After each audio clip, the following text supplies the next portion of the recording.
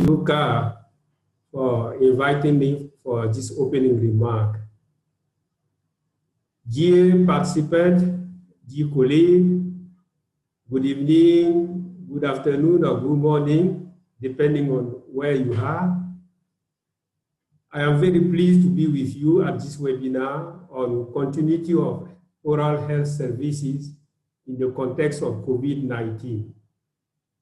On behalf of the WHO Regional Office for Africa, I warmly welcome you to our webinar. COVID-19 has brought a significant influence on the public health landscape for a long time. Its economic and social impact will last for years to come, disrupting health and well-being of people globally and regionally. Due to the COVID-19 pandemic, the essential health service has been disrupted, and the overstretched health system can easily be overwhelmed by the focus on COVID-19 and its response. Additionally, people's healthcare seeking behavior has been interrupted. Oral diseases such as dental caries, periodontal diseases, oral cancer, and NOMA contribute significantly to the burden of non-communicable disease globally. Oral diseases are increasingly being recognized as a major public health problem and are contributing to the rising burden of NCDs in the African region. Indeed, the African region demonstrated its commitment to oral health as evidenced by the adoption of the Regional Strategy on Oral Health 2016-2025, addressing oral disease as part of NCDs at the 2016 Regional Committee. However, oral health has been still less prioritized regionally despite its burden and importance. The COVID-19 pandemic makes the situation of oral health worse. According to a recent WHO global assessment on the continuity of essential health services during the COVID-19 pandemic, more than 70% of countries reported that oral health service has been partially or completely disrupted. This figure is higher than any other type of the essential health services. Under this situation, the WHO Oral Health Program has just published the interim guidance on consideration for the provision of essential oral health services in the context of COVID-19 in accordance with WHO operational guidance on maintaining essential health services. Dear participants and dear colleagues, this webinar is therefore expected to provide an opportunity to learn from WHO and international experts on the latest guidance related to COVID-19. Moreover, this webinar can provide the opportunity to share experiences, including not only good practices, but also difficulties and challenges to continue the essential oral health service in the context of COVID-19 within and beyond African region, and including countries like Burkina Faso, Kenya, Senegal, Thailand, and the United Kingdom. By the end of this webinar, I hope that we can identify the way forward to strengthen oral health promotion, oral disease prevention and control as part of the WHO health system for building back better. I therefore wish you fruitful deliberation, and it is now my pleasure to declare the webinar officially open, and I thank you for listening. Thank you very much, Dr. Alex, for your great opening remarks and also opening this webinar. So before I'd like to go to the contents of this webinar, I'd like to remind the housekeeping. So please wait for a moment.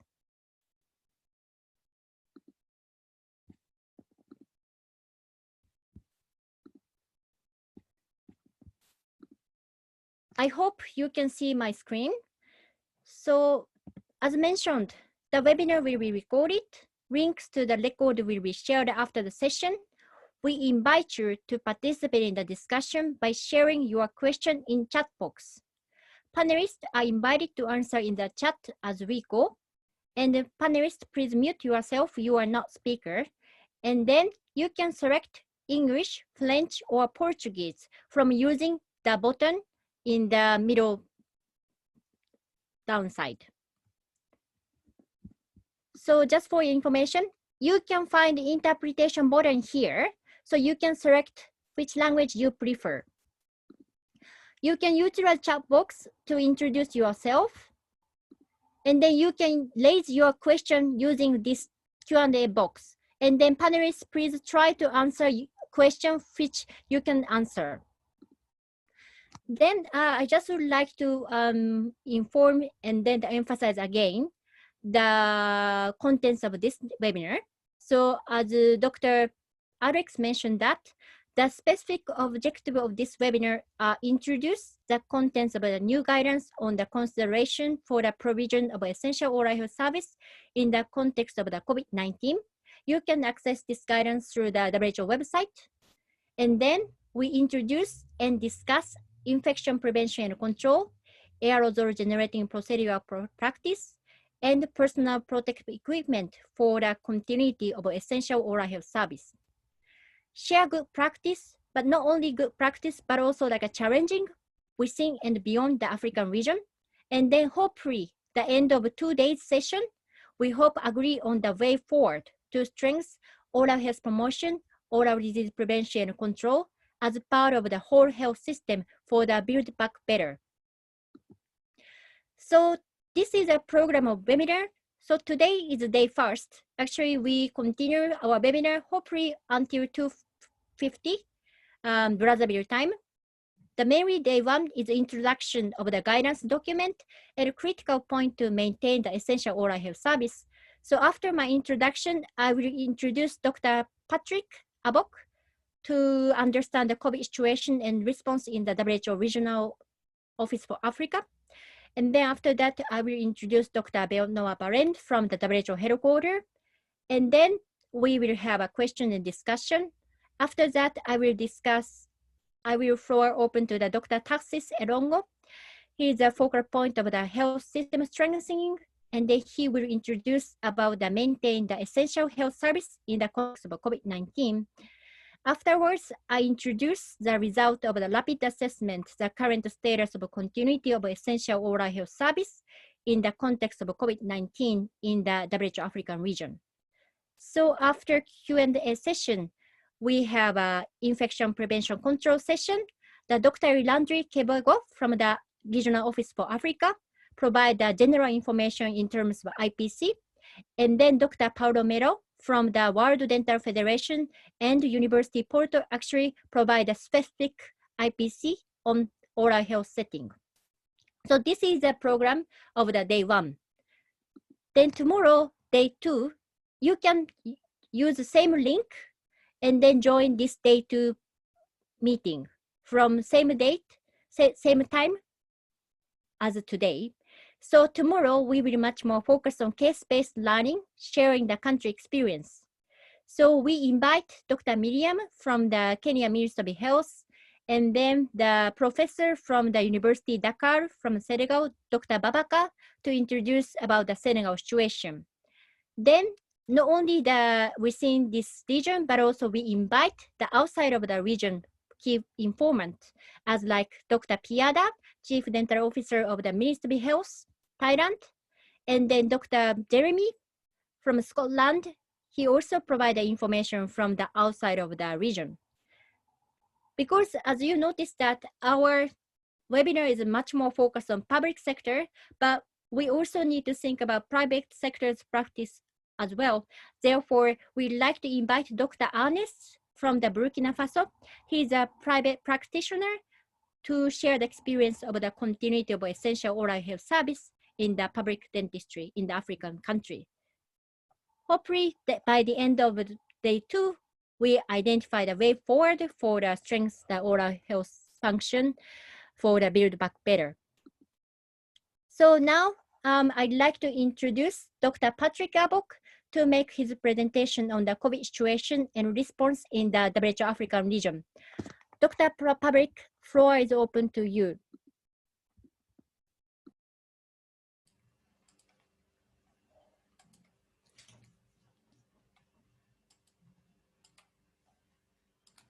Yeah, thank you so much, Ayuka. Can you hear me? And are you able to see my slides? Yes, we can hear you, Dr. Patrick, and we can see your presentation as well. Okay, fine. Thank you. Thank you so much, colleagues, and it's a pleasure to be here. I'm making a presentation on behalf of the emergency manager for the COVID response in WHO African region, who has not been able to be with us due to conflict of schedule. Now, as I make this presentation, it will be based on information that we did receive as analyzers of 24th of this month. What I'll need to say is that the situation keeps on evolving, and given the challenges of data collection, we'll keep on updating the information as we move forward. Now, just as a background, when COVID was first reported in China and other countries affected in early this year, we as African region embarked on a massive capacity building process in terms of supporting our member states to prepare for the first case of COVID. And that involved, of course, ensuring that they put in place the necessary national response plans and also addressing the capacity issues in the countries, including the human resource, the infrastructure that would be needed to respond, as well as the treatment and the testing capacities. Now, in the process, we as a region developed what we call the National Strategic Response Plan that would help us to respond effectively in containing the outbreak at that time, should it have come to Africa. Of course, now things have since changed. Subsequently, we also did support all the 47 countries in the region to develop their own national strategic response plans, which were costed. So that went along with also preparedness or operational readiness efforts to ensure that the capacity of governments are built to respond effectively. Now, the main the overarching goal of this response plan was to ensure that we establish and sustain response capacities and capabilities at national and subnational levels so as to contain the outbreak. With the specific response areas intervention, including areas of coordination, which was basically was structural, strategic, operational, and tactical, of course, in collaboration with our regional and national partners. The other element focused on country readiness and response interventions. This, of course, as I mentioned earlier, as a way of mitigating the impact of the COVID, but as also to support the continuity of routine services. Furthermore, it was also important, given that COVID was still new in the region, to ensure that we build an integrated risk communication and community engagement strategy, in the sense that we in position to create awareness amongst the population, and then the population are part of the preparedness and response strategies to respond. So, of course, again, COVID was new, very little was known about it. Another area of emphasis was around research and innovation priorities, both national, regionally, but also globally. But lastly is that how are we in position to monitor and evaluate the response capacities using the necessary key performance indicators that we had supported the countries to put in place. Now, since the first case of COVID we reported in early March, A number of countries have been affected. As we speak now, of course, all the 47 countries in the Afro region have been affected at a different scale. However, it suffices to mention that now we are seeing a decreasing trend in number of cases, as you can see from the graph. Significant number of people who were affected were actually asymptomatic, more than 80%, and the case fatality rate has been maintained to below 2.2%, as shown. However, it suffices to mention that not all countries were affected equally.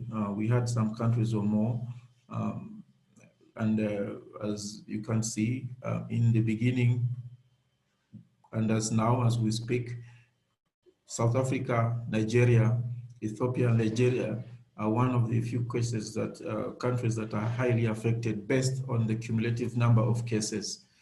But it suffices also to mention that in those same countries, they hit their peak a little bit earlier, and then we continue also to see some significant decrease in the number of cases as per the data analyzed.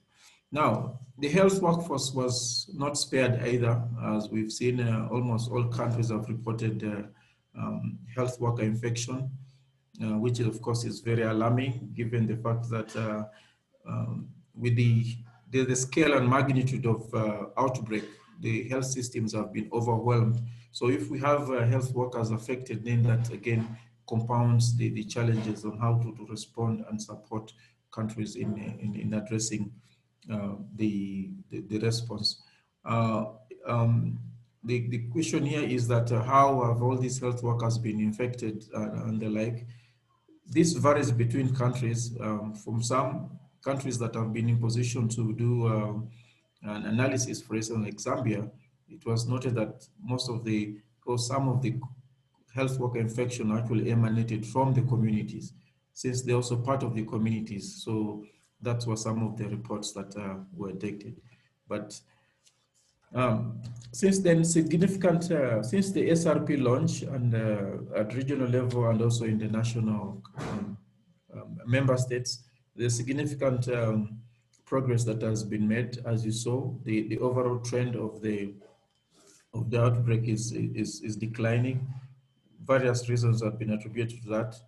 But again, I would say that at least the response capacities of the member states, at least the 47, has also significantly been improved as shown by this declining trend. But again, as a regional office, we were in position to work with the HQ and other partners to ensure that the necessary guidelines, tools, and policies have been put in place to address the different aspects of the response. Now, we did partner with a number of our UN agencies, including African Union and other partners regionally and sub-regionally, to support and ensure that there is coherence. We align and complement our actions in supporting member states, depending on our comparative advantage. The other thing is that it suffices to mention that at least we've seen strong political commitment and leadership throughout all the 47 countries using the all-government approach, both at national and at sub-national level, in responding in addressing the issues of COVID. As we know, COVID basically response went beyond the health aspect, including all the other departments within the ministry. Now, during this outbreak, of course, most member states' capacity to respond was low.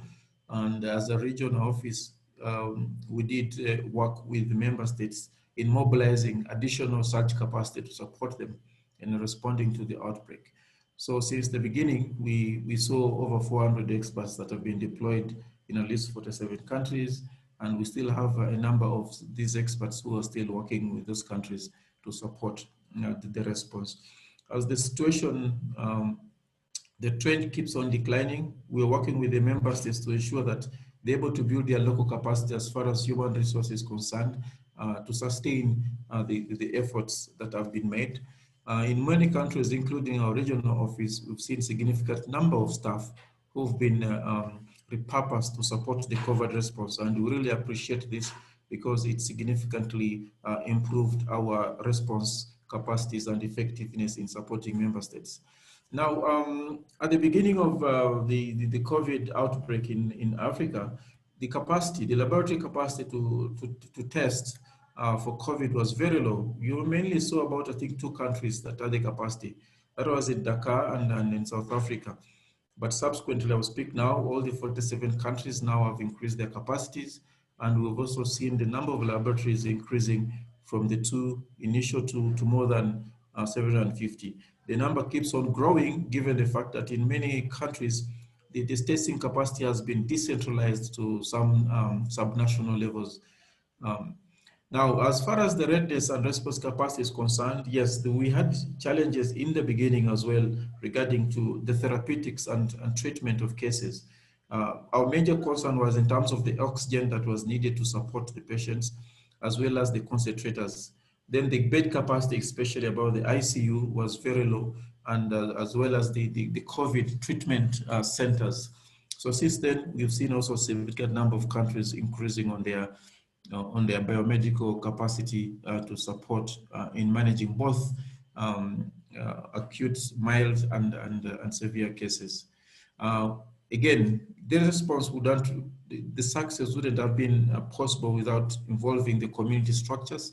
We're proud to say that all the response structures in many countries have involved community participation that involved training, identifying local structures, following up in terms of contacts, referral to possible treatment centers, to mention but a few.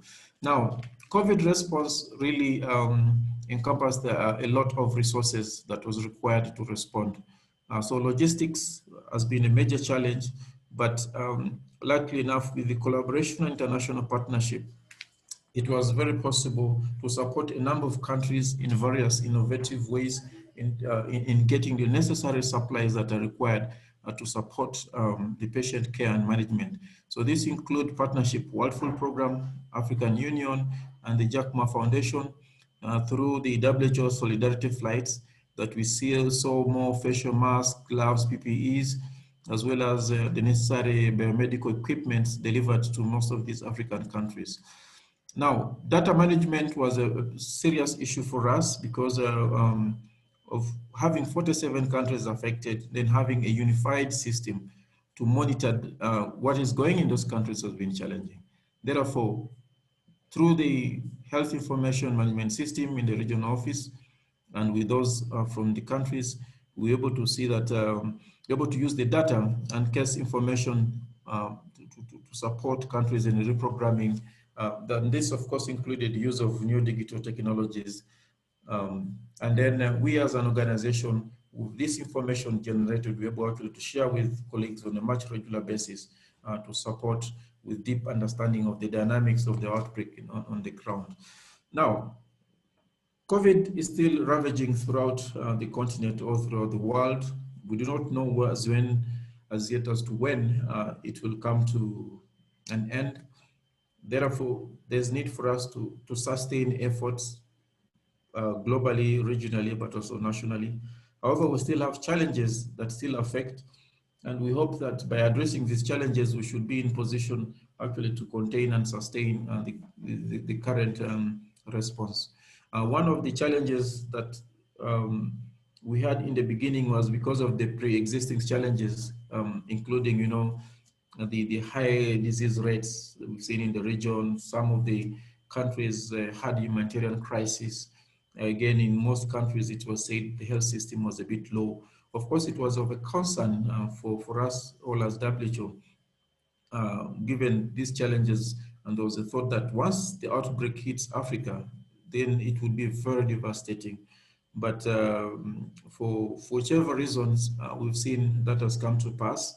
And I think it's important at this point in time to start going into some bit of research to understand why and some of the mechanism in terms of how we have performed as opposed to the expectation. Again, continuity of essential services have been affected grossly in all the countries. due to various reasons, including, cessation of movement, closure of borders, both international, national, and district. We've seen lockdown measures and social distancing measures that also we saw a number of patients having challenges with having access to essential health services. So this again disturbed quite a lot, and a significant number of deaths have been reported in some instances. So we hope that now that the cases are dwindling, governments easing lockdown measures, international borders are opening as well as national. So we'll expect that there should start being some gradual increase in access to these essential services. Now, health workers, of course, as I mentioned earlier, are not spared either. They continue to be affected. We just need to, again, work as a team with partners on the ground to understand much better in terms of what is actually happening and what needs to be done to be able to bring this down. Now, the testing capacity, again, is still suboptimal, given the fact that one, countries keep on now changing their testing strategies, and in that way, also it will affect the kind of testing strategy that will be undertaken. Two is that in most of the countries where we're having community transmission, there's been decentralization of testing. So that means that the demand for more of the testing equipment, reagent, the human resource to conduct the testing in those locations. That continues to be a challenge. And with the overwhelming number of people who are demanding to be tested, certainly this has also affected the turnaround time. Initially, we were thinking of the turnaround time of 48 hours, but we've seen this in most cases, results being released much later than that. So that has also affected access to essential health care. It has affected the contact tracing, and also it has affected efforts to contain the outbreak in the community. Now, mobilizing such support still continues to be a problem, not only for us as WHO, but also most of our partners. We've seen this also within national boundaries because 47 countries affected, almost all districts or provinces in many countries have been affected. That means the mega human resource that is there have actually been overwhelmed. So mobilizing additional such capacity has actually been very challenging. For us as WHO in particular, this was very difficult in the sense that borders were closed, airports were closed, flights were not moving. So coming up with innovative ways on how to deliver, one, to identify and deliver the experts needed to support specific countries, which is a big challenge. But of course, through innovations, we're able to partner with WFP through the humanitarian flights. We also had the intergovernment negotiations where efforts were made to ensure that staff and expertise were deployed to support these countries. Now, of course, this is a usual song. No country or organization has adequate resources to manage most of these problems. The same applies to response to COVID. The financial implication is quite huge, and there's donor fatigue. And then, of course, that means that we have to be a little bit careful on how we utilize the mega resources that we do receive. The distorted global market, of course, did affect us really in the beginning because of the exorbitant price tags that were put on some of the resources, as well as what we call the hoarding of supplies. However, through the UN platform, it was a little bit able to come up with a negotiated way of how to approach as far as negotiating with suppliers on affordable costs for most of these supplies. But of course, the platform also did have some bit of challenge. Now, major issue that still continues is about information sharing from member states for various reasons, political, governance, mentioned. Data or information has not been that forthcoming in some instances. Some of it is incomplete, some of it is censored, and for those who have actually shared it, they've also had problems and challenges. Ministry of Health did not have the liberty and mandate to share information without the express permission from the Office of the Presidency. So this again affected us in terms of analyzing information and being able to use that information to provide guidance to member countries on how to move forward in addressing the outbreak, depending on the trends and the scale. Now, community engagement, again, because of the rumors, lockdown measures, certainly affected the socio-economic situation of the community. This, of course, subsequently also affected how they cooperate and work with member states or with the health providers on how to address the issues on the ground. But with the rest communication and engaging the community quite often, we've seen many communities actually coming up and support. Now, ensuring equitable access to technologies and preparing regulatory supply system, that also has been a challenge for us in general, and it was beyond us.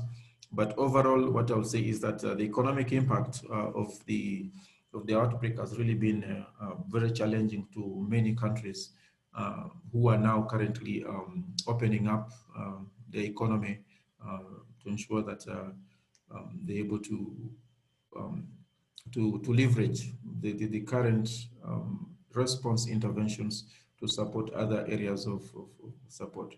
Now, for us as WHO, what are some of the lessons we learned? There are quite a lot, but I'll have just a few. One is the issue of the data and case management information that has included, we've seen innovation in technologies by individual countries. We've seen also the integration of emerging technologies and innovations that have supported the response.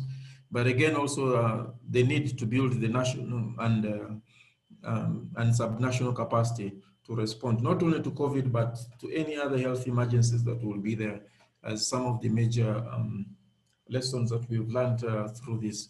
Now, as far as operation is concerned, collaboration continues to be our #1 priority with regional partners and the community, but also responding to events based on evidence. So that again calls for need for improved data investment in data management and health information.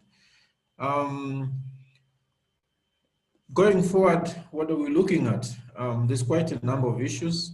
One of the major ones is how we're able to balance the current acute response with programmatic delivery, especially in this coming year that we are seeing now. We are trying to unease lockdowns, and then strengthening public health system for public health emergency management. We've seen a number of countries struggling, so we hope these are some of the things that we think we can work on. Capacity building needs to continue and more so at subnational levels, and ensuring that governments or member states actually take the lead. Supporting appropriate operational research, especially around innovative approaches and technologies that Africa context is so very important. The issue of protecting health workers, again, continues to remain on the agenda. And again, we need to work with member states and partners, seeing how best we can address this, not only in the short term, but it's into long run. Then advocacy, mobilizing resources mentioned earlier.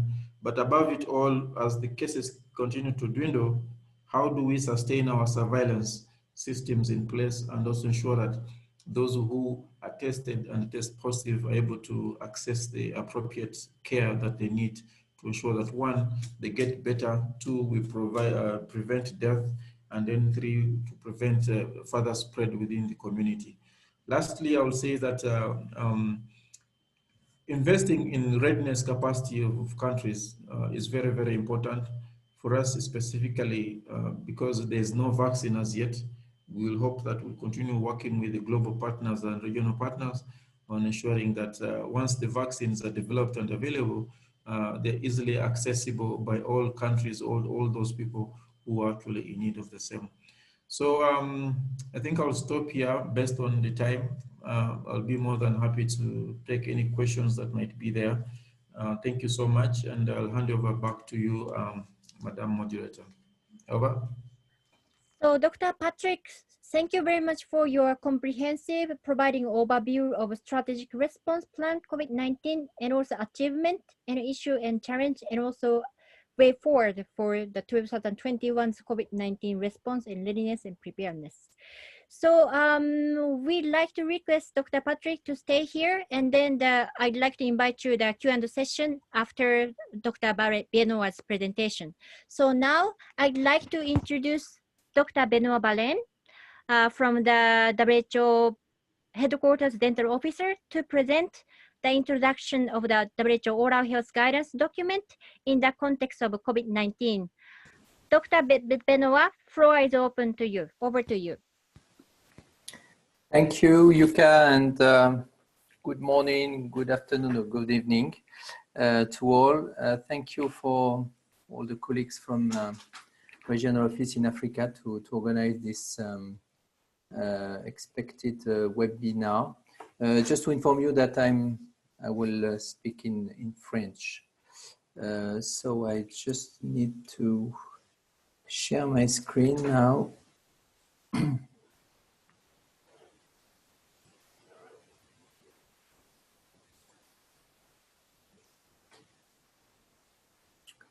It seems that I could not share my screen.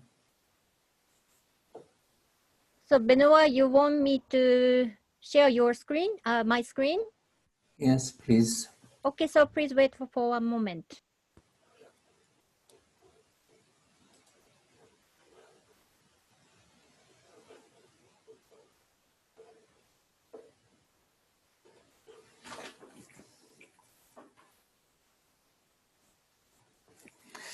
Donc, dans l'attente des diapos, je Whilst we're vais... waiting the screen to be shared, showing the slides. Okay, good. That's fine. Perfect. Thank you so much. Donc, l'objectif de mon intervention, The c'est... objective of my talk Sorry, just to...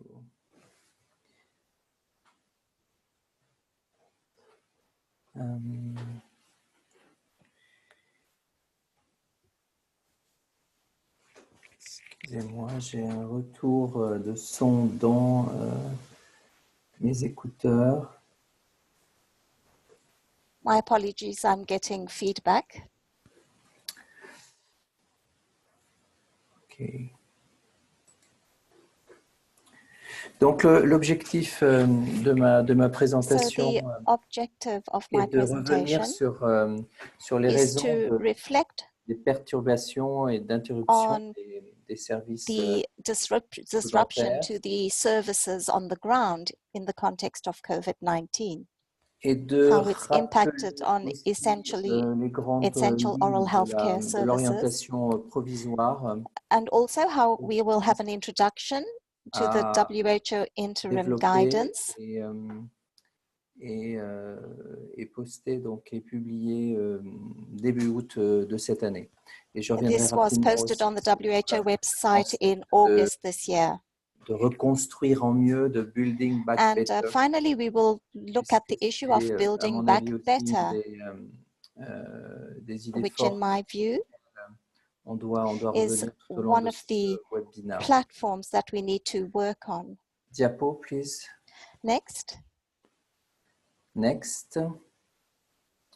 Donc, je vais tout d'abord revenir sur So firstly, une I'd like to enquête just que refer l'OMS to a développée a survey that WHO carried entre out mars et juin between March and June of this year. This was the pour WHO Global comprendre Pulse justement Survey. quels étaient les It focused on 95 countries out of 105 to see how the essential health services were impacted by the COVID-19 pandemic. And as you can see, if you look at the different regions, you can see that this was very varied across the different regions. Many people responded to the survey, but some of the countries have not responded and some are not covered. But these are the results that we have. Once again, between March and June, you can see that the survey was carried out. It tried to take a snapshot of the situation. Of course, some months have elapsed since then. And again, there are differences according to the different regions. Certaines, à moindre mesure évidemment, ont eu des conséquences extrêmement importantes. Regions took certain measures which had impacts and consequences for the countries within those different regions.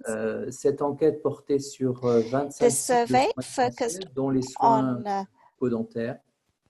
On 77% of dental services. You can see that it's quite different. Can we have the next slide, please. C'est que les services dentaires ont été, You can see that the dental services were mondial, amongst the most commonly disrupted at the worldwide level. ont été particulièrement affectés. Ce sont les premiers types de soins essentiels. Personnel were repurposed to work in the area of COVID. Ou interrompus, donc And indeed, this had the effect of impacting on our oral health services. You can see that dental health care was only partially covered. 60% of countries were reporting partial disruption and 17% severe or complete disruption. This is of great concern, not only because we're not only talking about dental health or oral health, but we're looking at the whole of a lot of different services.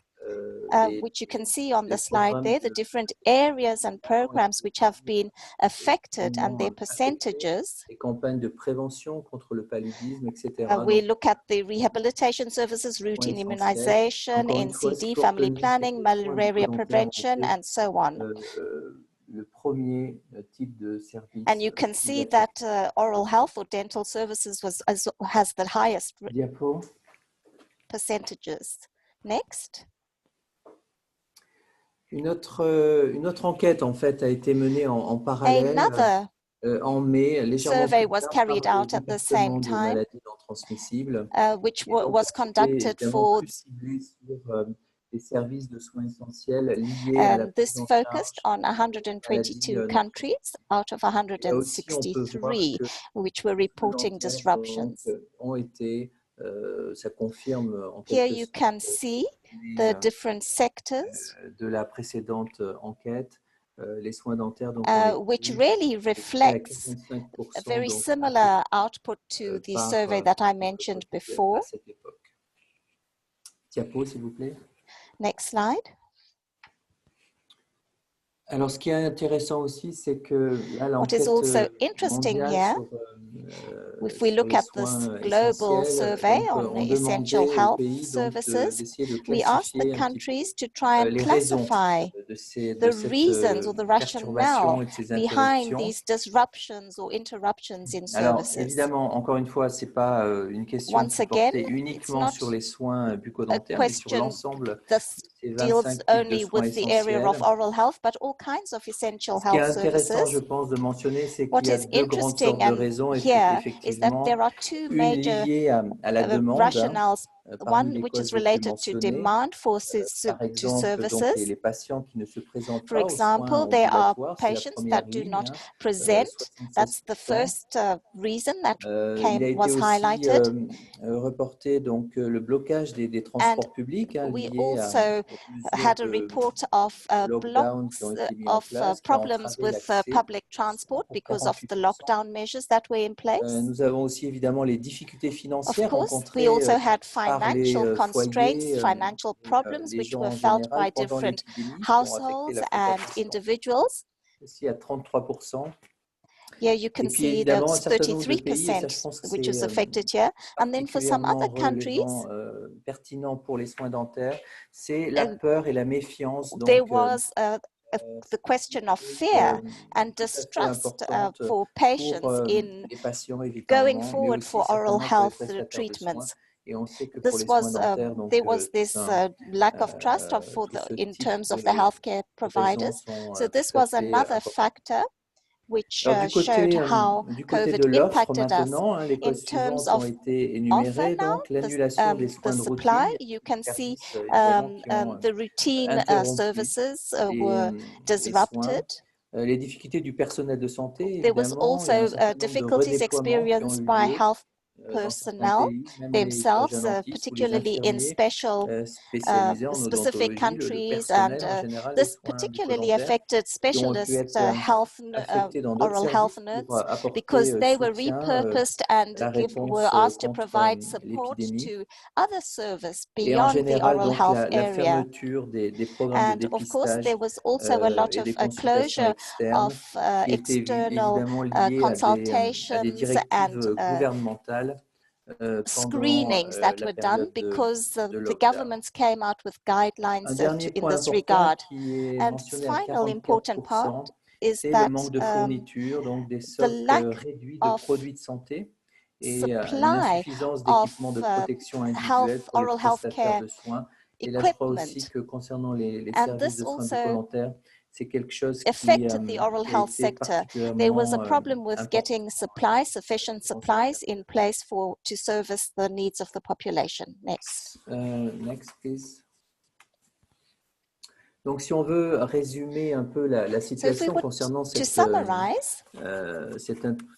interruption ou cette grave perturbation des services bucco-dentaires, donc évidemment la majorité des services ont été most of the oral health services pour contenir were disrupted in most countries due to public health measures to contain the spread of the virus. The pandemic also raised a lot of concerns, anxieties, and uncertainties for both the providers and the staff and patients about the risk of possibly contracting the disease or disseminating or spreading it further. Of course, the situation has also shown, and this doesn't only apply to oral health care services, but it showed that there was a lack of preparation for a pandemic situation. The pandemic spread very quickly, and there wasn't adequate preparedness and response in place.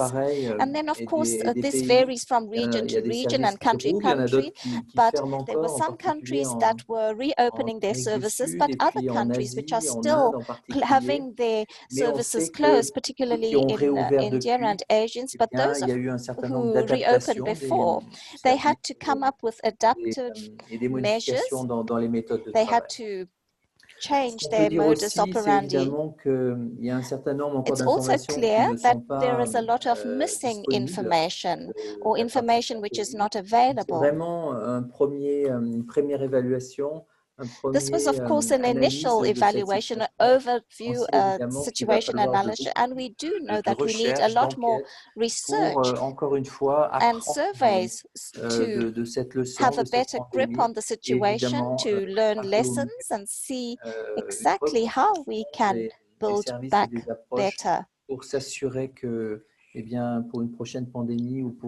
We need to work on this so that we can better deal with any future pandemics or similar situations. Next, please. Next. Donc maintenant, je vais revenir sur la note d'orientation provisoire que l'OMS a publiée. The guidance that was issued by the World Health Organization, the interim guidance. I think everybody has access to this publication. The objective of this document is that it was a follow-up to other notes that were issued beforehand, and it was to come up with specific needs and recommendations and considerations for essential oral health services. In the context of COVID-19, it was intended to serve the public health authorities, chief dental officers at the ministries of health, and oral care healthcare personnel working in both the private and public sectors. Of course, we know that this is a working live document which will change as we get more information available. Next. Donc évidemment, cette note est disponible dans this les publication is of course available in different languages of the United Nations. Cette diapositive. Donc elle est courte, elle fait 5-6 pages. It is a short publication. It's only 5 or 6 pages. So if you want to get the key messages, the important information, est responsable évidemment. Any health personnel worker can have access to this document and have a look at what the situation is in terms of oral health care during the course of this pandemic. Next. Donc une deux principaux messages en définitive, There are je crois, two dans main cette messages note that came d'orientation. out Le of premier, this évidemment, guidance. The c'est first la recommandation de donner la is the priorité aux cas recommendation to graves give priority to bucco-dentaires, urgent d'éviter ou oral de health minimiser cases, aussi to avoid or to ce qu'on appelle donc minimize les what we procédures qui call the génèrent des AGPs, that is the aérosols. On en vient aerosol generating procedures, et donc de donner priorité aux and interventions therefore to cliniques prioritize qui clinical vont interventions utiliser des which instruments à use main plutôt hand que instruments les procédures, donc encore une fois, qui génèrent des aérosols. La recommandation instead of était aussi claire focusing on the justement AGPs. de There was also clear reporter guidance les that soins de routine non urgents, oral health comme les or contrôles non-urgent bucco-dentaires, checkups les such as nettoyages dental et les soins cleanings préventifs. and preventive Et là, care la recommandation est claire, needed to évidemment, elle be s'applique put on hold because dans des cas de of transmission the communautaire COVID élevée, transmission rates.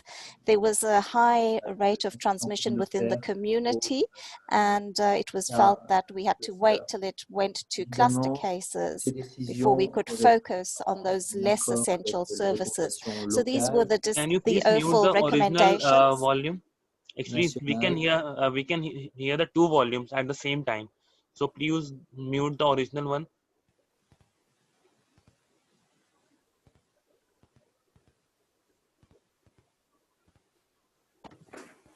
Next slide. Next slide. C'est OK maintenant? Is Ouais. it okay now? No, still not fine. Exactly, it's the same for me. So I'm connected with. So I don't know how to change this. Sorry, I think it's not my. There would be a language option of an EN. There would be what you have chosen there. It is English or French. Can you choose the French one?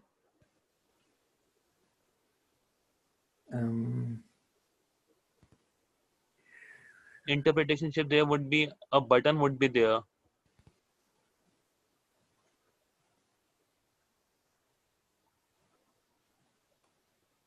Are you talking to me or? To both of you, to the English interpreter and to you, sir, also, because we can hear the two volume of yours also and the English interpreter also. Yeah, exactly. Benoit, if you are speaking in French, you should select the French language in the interpretation icon.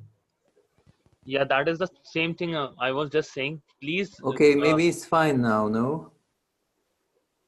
Can you just take once again the English interpreter, please? Hello, can you hear me?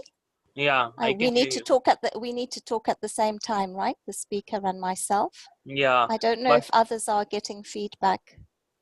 No, because I can hear the two volumes at the same time. I might be possible that other would be also getting the same thing if they have chosen the English. Okay. Can we just take now? I put off on my. So maybe it's better. Please, could you just try? Ok, je pense qu'on peut essayer de continuer. I think we can carry on. Yeah. It's okay. Mr. Can we proceed, please? Yeah, yes. It's fine now. Ok. Donc, cette note d'orientation, donc, so this guidance note also provides an important definition of the AGPs, the aerosol generating procedures. You can see it up on screen. We tried to come up with a definition of AGPs. As you know, this is an area where there is not a lot of research or evidence base available to us, but what we can say is that all clinical procedures that use spray generating equipment, such as, for example,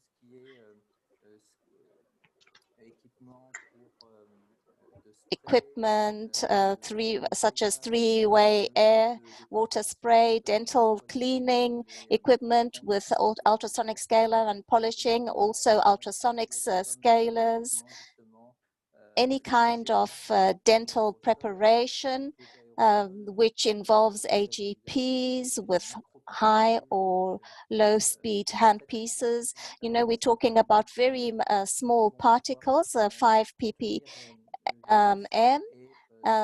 This is dealing with how we can spread the virus and how it can then become airborne into a room, for example. Next slide, please.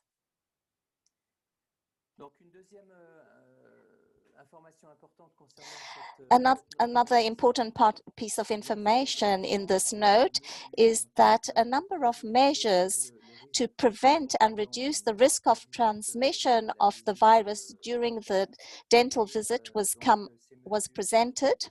These measures were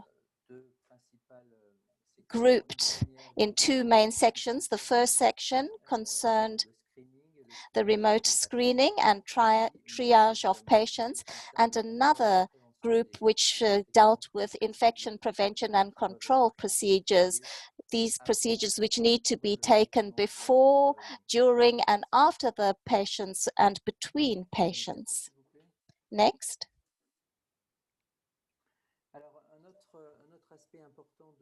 Another important aspect in this guidance document is that we recommend that we avoid as far as possible procedures which are AGPs.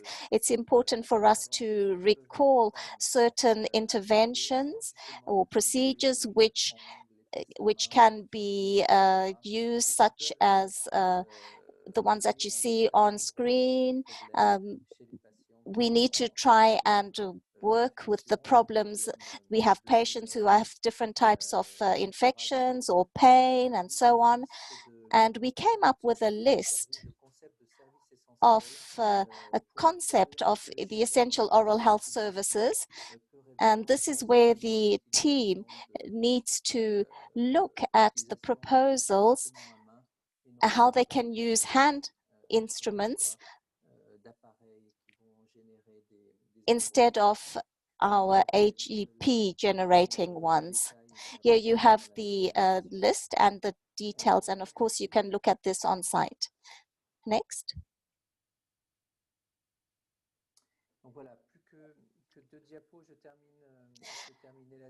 I would like to conclude with this slide rather than going into more details, but this is a slide which shows measures which are very important for us to implement. I think that it has already been begun in some of our countries at different levels.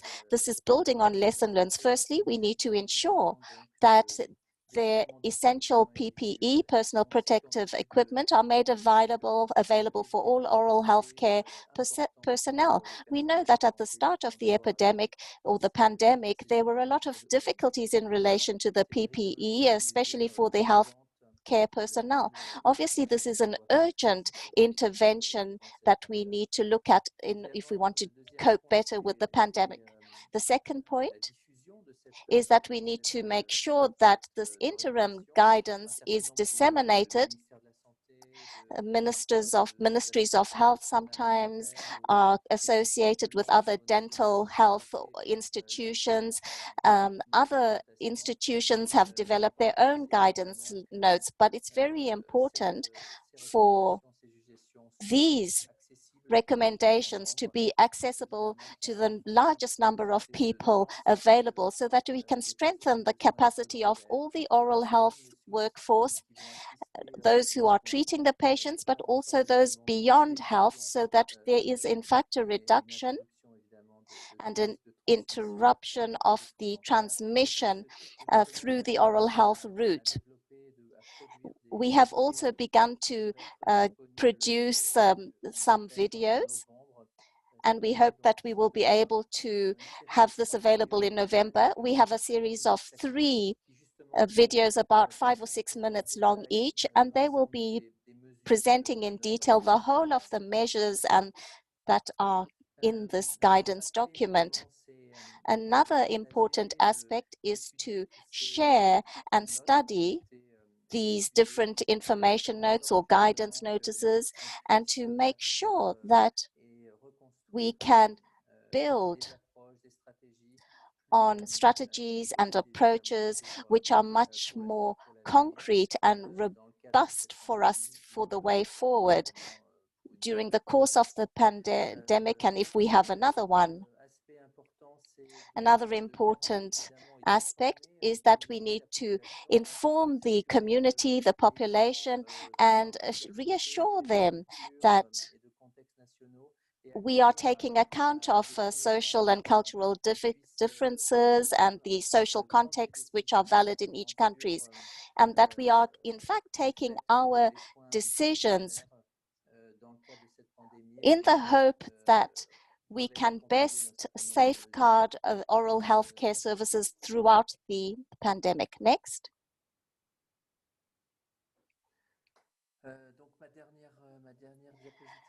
This is my last slide. Another point is, we touched on it earlier, that is, we need to promote a basic package of essential oral health care services. And these need to include essential interventions without the use of the AGPs, and also to prioritize non-invasive procedures. I think that we all know about this now. WHO and other partners have already developed a number of guidance documents in this regard. So this is now the time to take stock of the situation, to bring them all together, to make them available so that they are in fact effective and efficient. Another point is that in our responses to the questionnaires and the surveys that we took to, we need to look at the area of telemedicine and digital technology solutions. These prove to be very helpful in a lot of countries, and it is an area where we need to have a development plan. This has happened at different levels. So this is an area where really can intensify our operational research.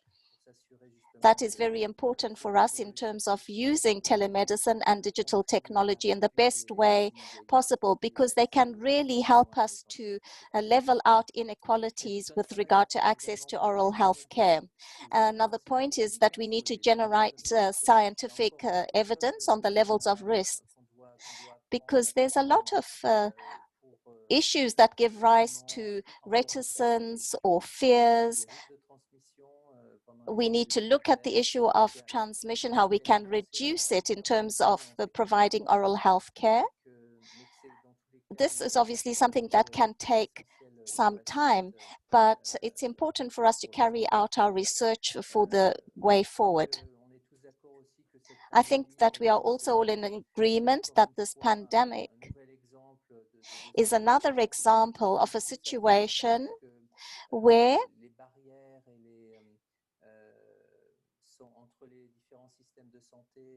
we can see different barriers being leveled out.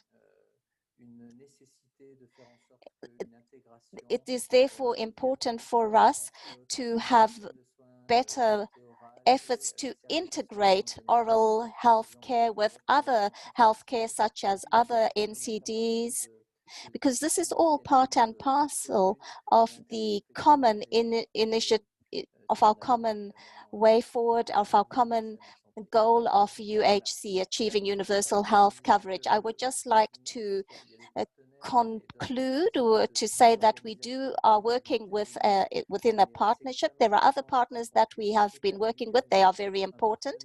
And I think it's very important for us to establish an effective partnership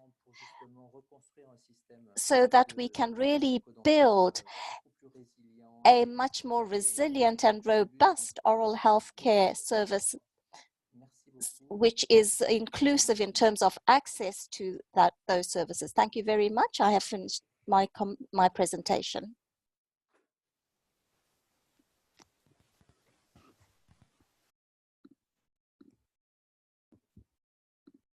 Thank you very much, Dr. Benoit. Can you hear me? So thank you very much for provide a global disruption of the oral health service continuity situation, and then provide a summary of this new oral health guidance, including AGP and also like essential oral health service package issue. So actually now we are a bit behind. I mean, like 30 minutes behind of our schedule. Therefore, I think we already have several questions, but unfortunately we cannot answer all the questions.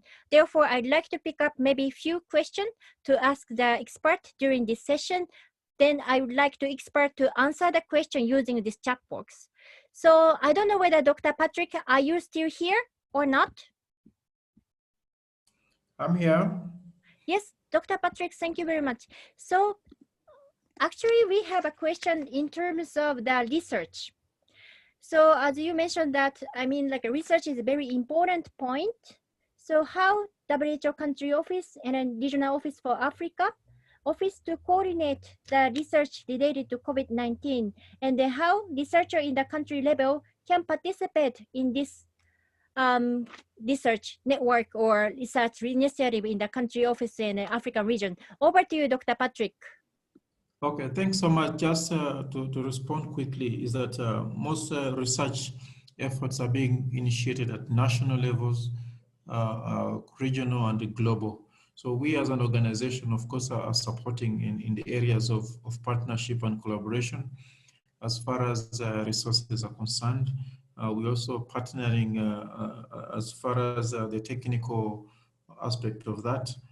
And then we are working, of course, with the national governments to support them in their local initiative. Now, different countries have come up with different research agendas or proposals based on their context. In respect to oral health, there is nothing specific that I know of that has been initiated, but for the case of a colleague from Zambia, I would advise that it's important to follow up with the National COVID Task Force because under that, they do have a pillar that is responsible for research and innovations. And of course, they have also started doing quite a bit of public health operational researches on the ground. So I would advise that every country is having its own priorities as far as research is concerned. Others are looking at vaccines, others therapeutics, others are trying to understand what is happening in their own location, like access to essential services, infection prevention and control, to mention but a few. So I would suggest that, yes, let's liaise with the national task force in the country to find out more about that. In case of any other details that we're working on at the regional and global level, that of course we can always be more than happy to provide information on that. Merci. Dr. Patrick, thank you very much for your comprehensive answer. I mean, like joining the, consulting task force in the national task force is actually the one way of the answer to the question from Zambia. So I also would like to request, I don't know whether I can answer the question in terms of this Portuguese question. I don't know whether I can properly translate or not. In addition to the use of PPE, in view of COVID-19, what are the guidelines set by WHO to safeguard the life of the oral health professionals? Actually, after this session, we have a continuity of essential health service. After that, we have an infection prevention and control session. So at that time, actually, our expert from WHO regional office provide the view for the general IPC guidance, and then the Dr. Paulo Mero from the World Dental Federation actually provide the specific information with regard to the IPC at the dental setting. I think that kind of information also quite helpful to mitigate the risk of the oral health professional to be infected at the oral health settings. So I don't see much more question in terms of this session. So I'd like to close this session. So thank you very much for both Dr. Patrick and Dr. Benoit for your wonderful and comprehensive and very, very useful presentation. So now I'd like to move to the next session, Essential Health Service. So I'd like to invite Dr. Taxis Elongo. He's Integrated Service Delivery, Primary Health Care team in the regional office for Africa. Dr. Tarsis, over to you. If you cannot share your screen, please let me know.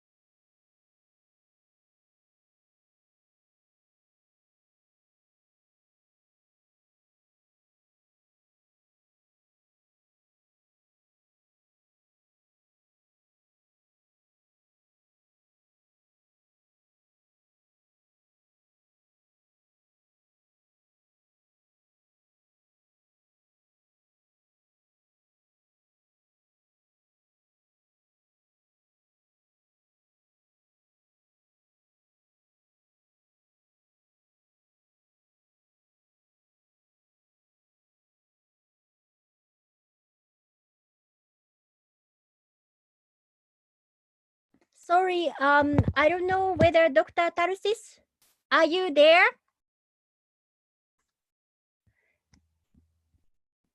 In case if Dr. Tarsis is not here, before we will introduce Dr. Tarsis, I will make presentation before Dr. Tarsis' presentation, if you don't mind. So please wait for a file. I will make my presentation.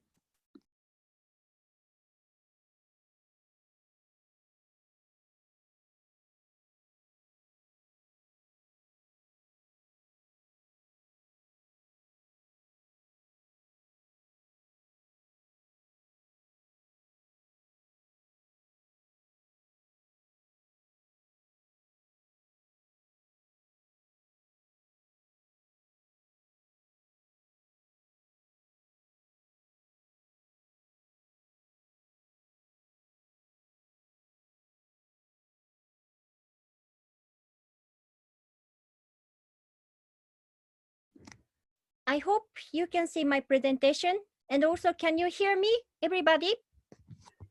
Yes, we can hear you. Thank you very much. So as mentioned that, I'd like to introduce the interim result of the rapid assessment, the current status of continuity of essential oral health service in the context of COVID-19 in the African region. So actually, Dr. Benoit provided brief information with regard to the rapid assessment of the status of a continuity of essential health service and oral health service in the global context. However, we do not know about the exact information in terms of the situation of the continuity of essential oral health service in the context of COVID-19 in the WHO African region. Therefore, in order to understand the current situation and identify important action to strengthen oral health promotion, oral disease prevention, and control as a part of the whole health system, we conduct this rapid assessment. So actually, focal point of oral health in the Ministry of Health and or WHO country office in 35 member states actually completed. As you know that WHO regional office actually cover 47 member states. So actually 35 out of 47 member states completed this survey. For your information, because our focus is mainly public sector information, therefore this result is not much enhance the private sector's information. And also responses were provided by the informant through the self-assessment.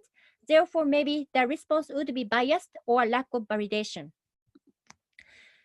So before we will go in depth in terms of COVID-19 situation, we asked the focal point that oral health policy, essential health service package, or oral health service prior to the COVID-19 pandemic. So we ask existence of oral health policy, strategy, document, and or action plan prior to the COVID-19. Actually, 54% of member states answered yes. Then we also asked existence of essential health service. Actually, 83% of member states defined a national essential health service package prior to the COVID-19 pandemic. Among those 29 member states which defined the national essential health service package, 24 member states answered that the essential health service package include oral health service. Then we also asked in terms of the COVID-19 pandemic and essential health service and oral health service situation. So we asked the focal point that whether they identified the core set of essential health service to be maintained during the COVID-19 pandemic or not. And actually, 83% member states answered yes. Among those 29 member states, actually 23 member states answered that oral health service was included in the essential health service during the COVID-19 pandemic. So actually those 23 member states consisted of the 2 high-income countries, 21 low and middle-income countries. And then among those 23 member states, 7 member states answered that they include aerosol generating procedure, AGP, as part of essential oral health service during the COVID-19. So from next slide, I'd like to, inform more in depth in terms of this 23 member state situation by income category. So firstly, I'd like to inform the situation of 2 high-income countries situation. So actually transmission classification of those 2 countries is actually sporadic cases. And then the oral health service included in the essential health service during the COVID-19 pandemic was all dental service, including aerosol generating practice and specialized dental service.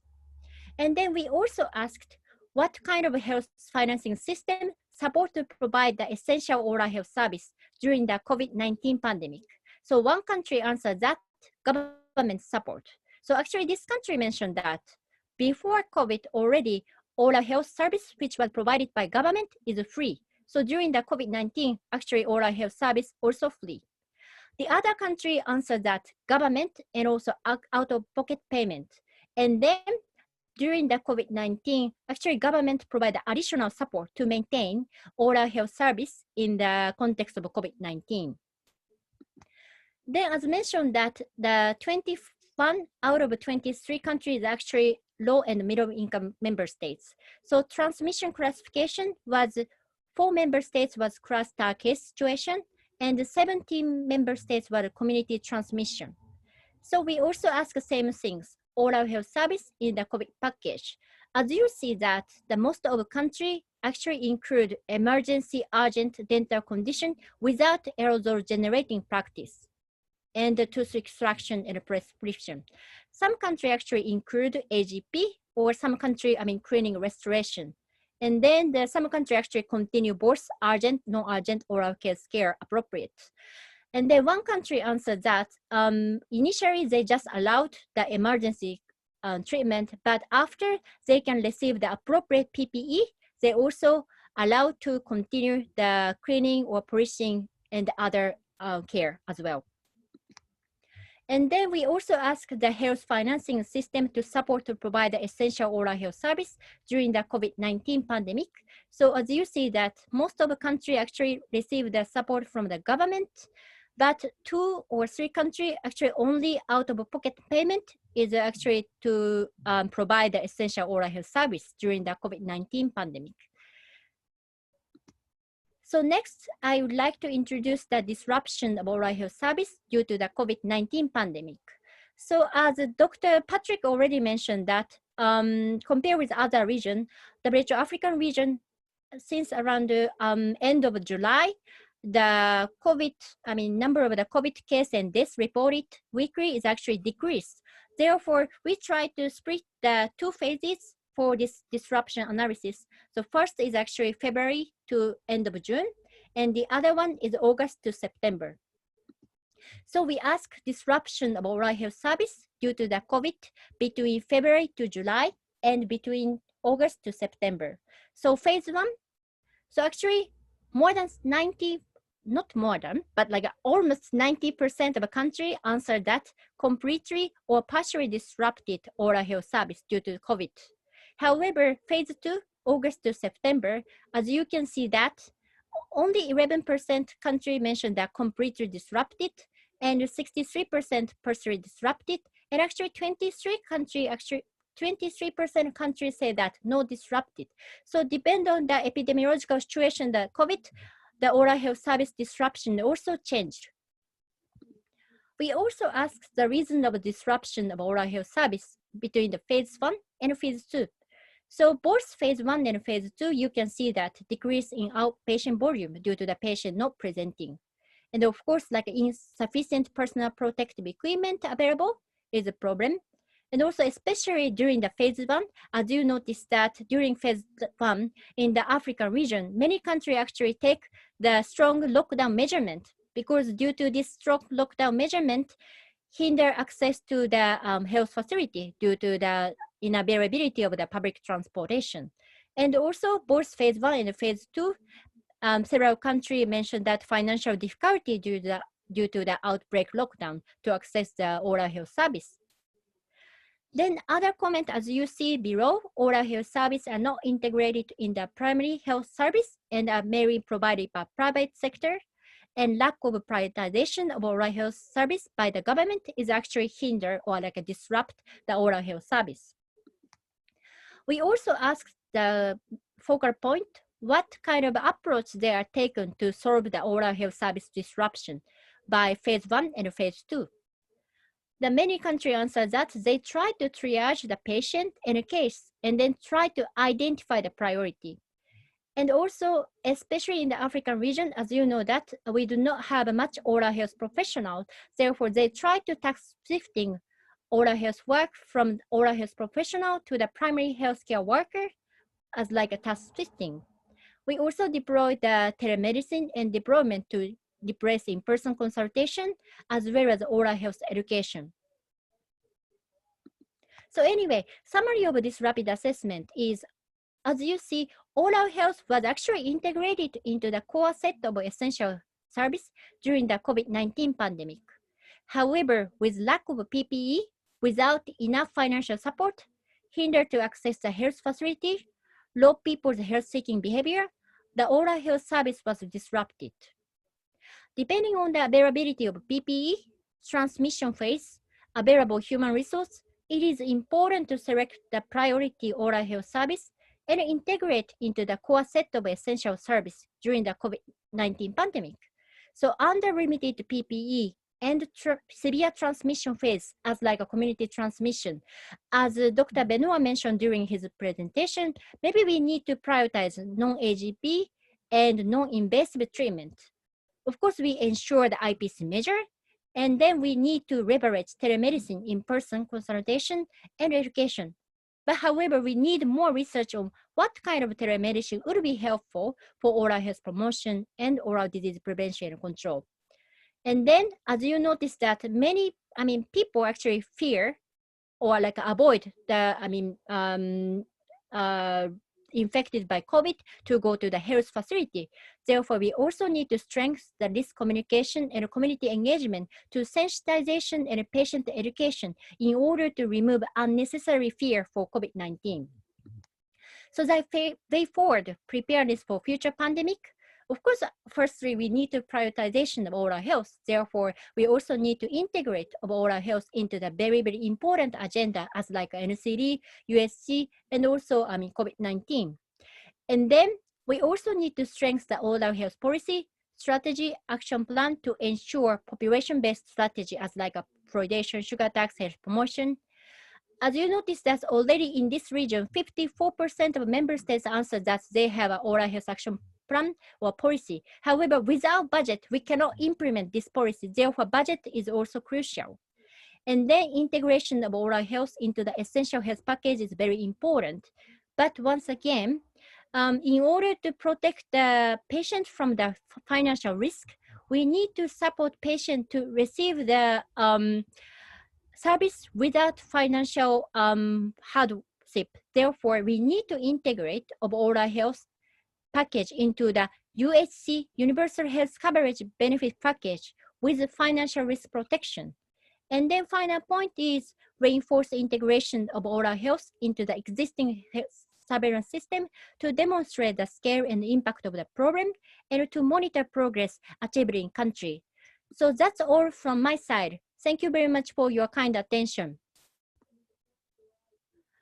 So let's check whether Dr. Tarsis come back or not. Dr. Tarsis, can you hear me?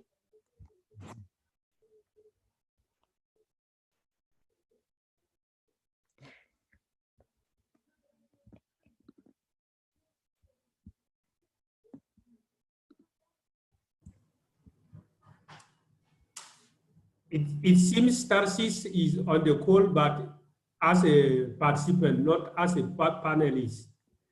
Okay. So Dr. Tarsis, I just share with you the link. So please try to use this link to access to the panelist link. Is it okay, Dr. Tarsis? Please wait for a moment.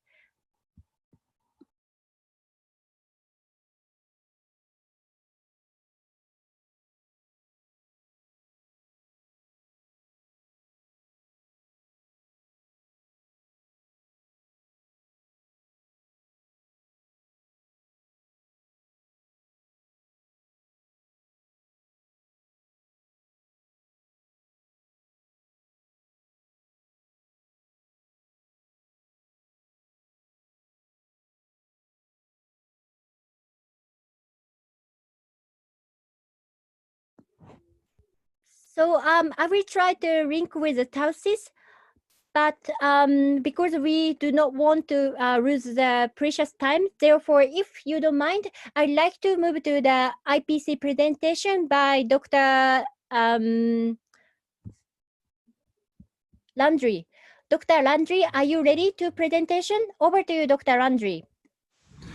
Yes, I'm ready. Can you share the presentation or should I share it? If you can share it, you can share your screen. But like, if you prefer me to share your screen, I can share on behalf of you. Which would be better? I can share it. Okay, thank you very much. So I'd like to introduce Dr. Landry. He's a infectious prevention controls focal point in the WHO regional office for the African. But unfortunately, I cannot. It's saying host disabled participant screen sharing. Okay, so I will try if you can share it, please. Okay, so I will share with my screen. Please wait a moment. Okay. Yep.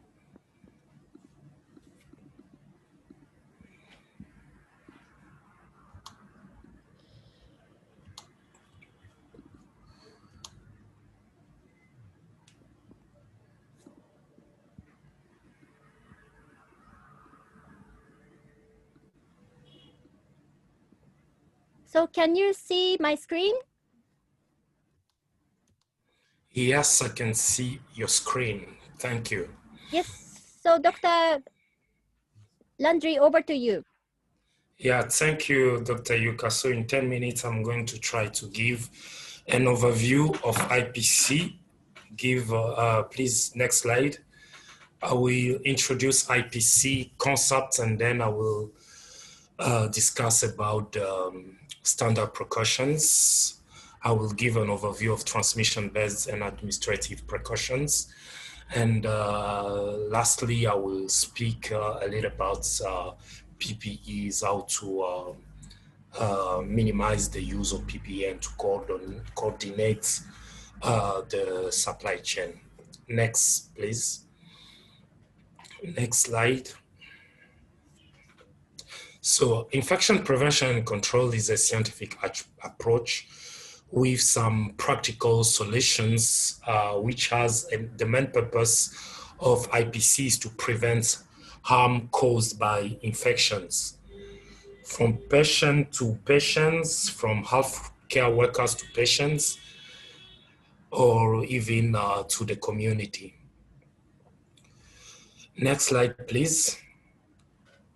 And why this infection prevention and control is really, really important. It's because if it's well implemented and performed correctly, it can reduce the transmission of the disease in facilities as well as in communities, but also it can enhance the safety of health workers, patients, and communities. It can also enhance the ability of organization or a health facility to respond to outbreaks. Next slide. Several events has to happen to enable pathogens or microorganisms to cause infections in a person. This is what we call a chain of infections. So there is 6 elements of the chain of infections that need to be linked together in a certain way so that we can have transmission of a disease of infection from one person to another. So knowing the knowledge of all these elements of the chain of infection of a disease provides a basis for determining an appropriate control measure. So according to this chain of infection, we can control or eliminate the agents at the source of transmission. We can protect the portals of entry. We can increase the host defenses. So I'm going to try to explain all these 6 elements using an COVID-19 as the example. So the first element of the chain of transmission is the infection agent.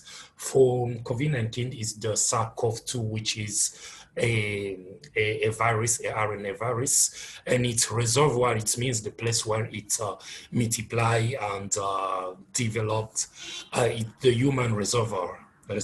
At the beginning of this outbreak, it was supposed that it was an animal reservoir, like the bats or the pangolin. But for now, we know that the reservoir now is the human being. And for some other diseases, we can have an environmental reservoir. The port of exit for this disease is the respiratory tract. And let me say that we can protect, we can use some SARS control to protect other people so that the disease, the infectious agents will not spread. Another element of this chain of transmission is the mode of transmission. Usually we have 2 principal modes, direct or indirect. When it comes to direct transmission, we have contact transmission as well as droplet transmission. For indirect transmission, we have airborne transmission, vehicle-borne transmission, as well as vector-borne transmission. For COVID-19, we have 2 principal modes of transmission, either contact transmission as well as droplet transmission. But when we are performing aerosol generating procedures, we can have aerosol transmission. So here, if we isolate the reservoir, it means the human being who has the COVID-19 virus, the SARS-CoV-2, we can protect other people. Another element is the portal of entry, where the virus or the germ gets into the susceptible hosts. So at the beginning of this outbreak, everybody was susceptible to this virus. But now we have some people who are already immunized because they were infected. And the strategy, IPC strategy that can be used here is to develop a vaccine and to vaccinate a great number of people so they can be immunized and not develop the disease and not transmit it. Next slide, please. Next, so the first strategy that we are using to break the chain of transmission is what we call the standard precautions. These standard precautions are used for all patients at all times. They are the minimum prevention measures that always apply to all patient care, regardless of suspected or confirmed disease patient status. So in the next slide, we are going to see the different standard precautions.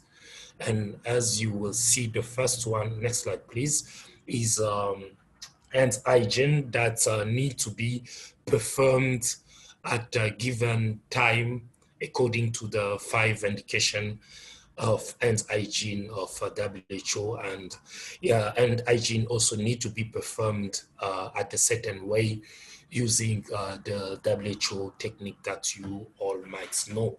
And there is other tools that were developed by WHO so that to assess the compliance of hand hygiene in a given healthcare facility.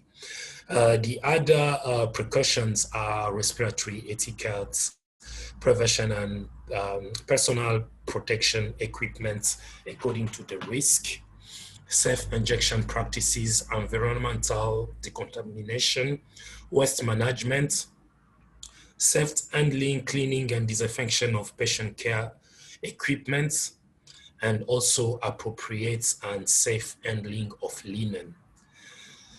So on top of, next slide, on top of the standard precautions, we have what we call the transmission-based precautions. So we use these precautions when we know which pathogen we are facing. And this pathogen, next slide, as this pathogen is supposed to have in a big consideration, an important consideration when it comes to an epidemiological point of view. We can give an example of tuberculosis, for example,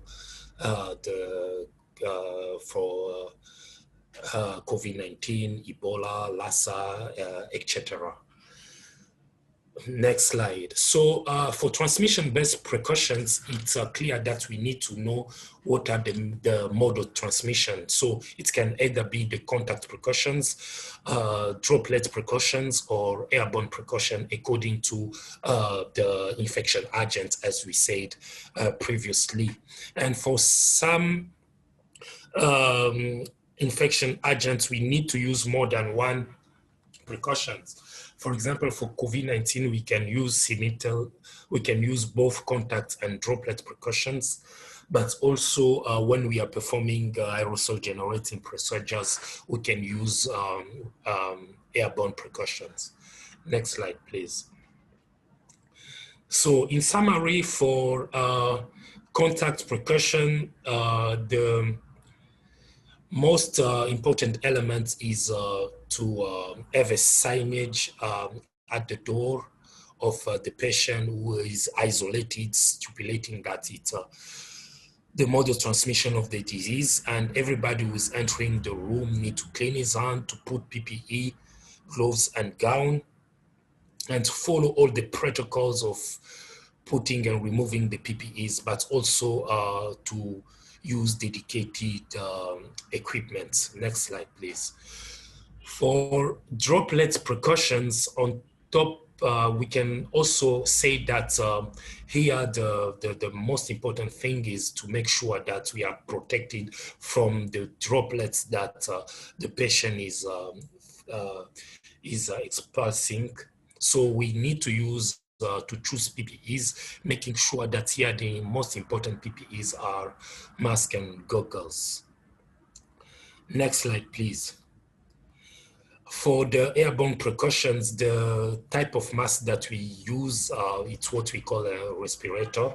It can be a N95 or a FFP5 or some other respirator related to that.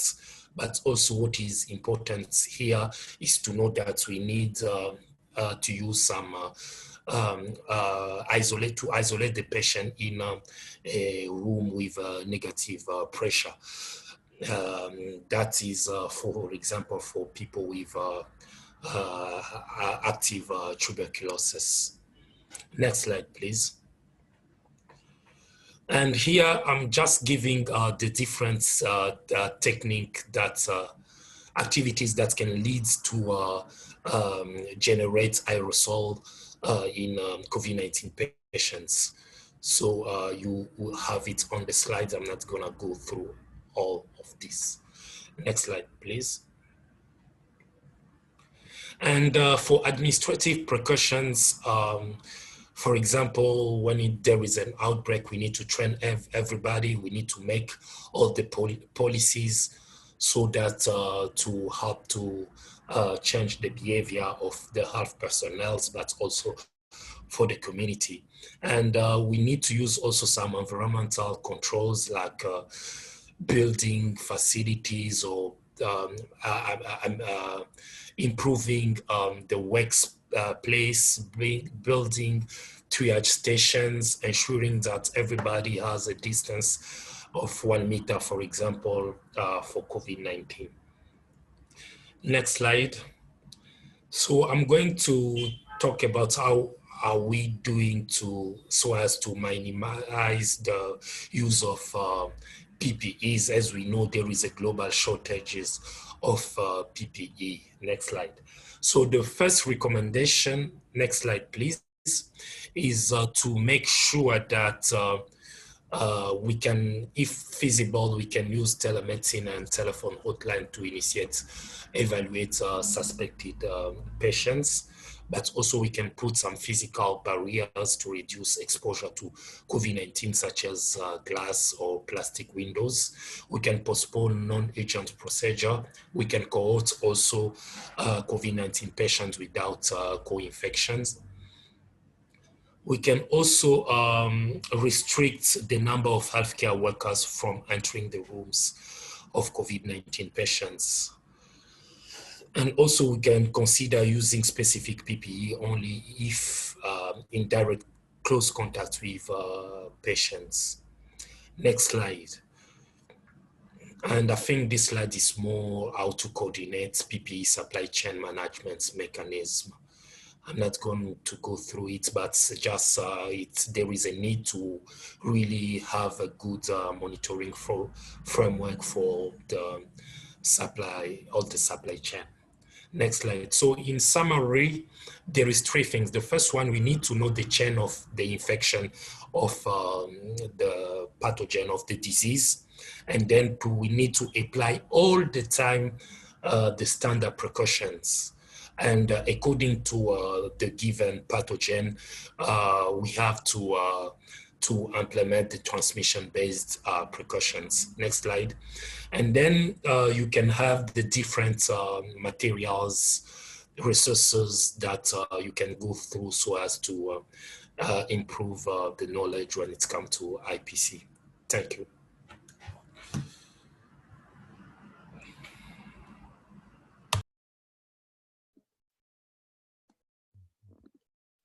Thank you very much, Dr. Landry, to provide this great presentation. I noticed that you mentioned when we developed this presentation, you say to me that basically IPC training, you take around 2 to 3 days to cover this kind of information. But thank you very much.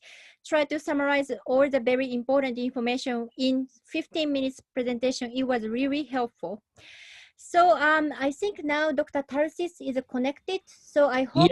Yes. So I just would like to introduce Dr. Tarsis from the Integrated Service Delivery in the WHO Africa Regional Office. And then he would make presentation about the maintain the essential health service in the context of COVID-19. Dr. Tarsis, can you share your screen or you want me to share my screen? Over to you. Please, you can do so. You can do that for me. Okay, so please wait a moment. Mm-hmm.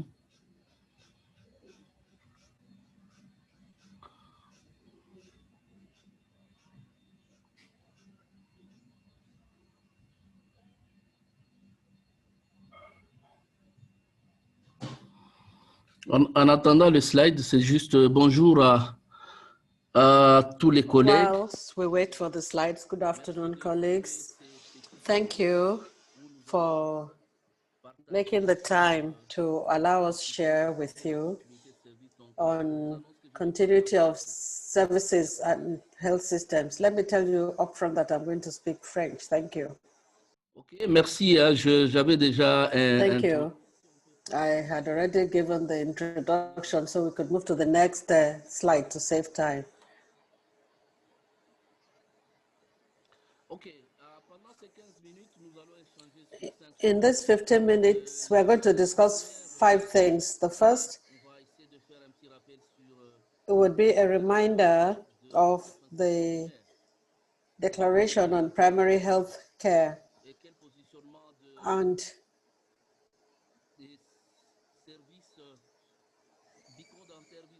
then we shall go on to oral service and UHC. The third point would be impact. Benoit has already spoken about this, Patrick as well. Next, we shall go on to the levers for health service continuity, and finally we'll talk about the aspect I mentioned.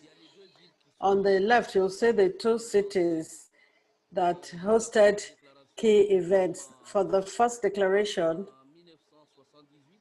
that was in 1978 with primary health care. What's important to note here is that in item 7 of the declaration,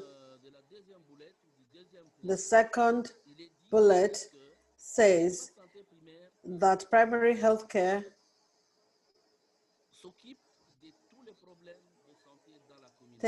addresses the main health problems in the community. And of course, oral health is part of these health problems. It goes on to talk about including issues related to promotion and some of the determinants such as nutrition, water. So we will see all the relationships with primary health care. 2 years later, 2 years ago, we were in Astana, the new capital of Kazakhstan, where we had the declaration on PHC for UHC, as well as the Sustainable Development Goals. Very often people do not really wonder why we did not wait to celebrate the 50 years of the Alma-Ata Declaration.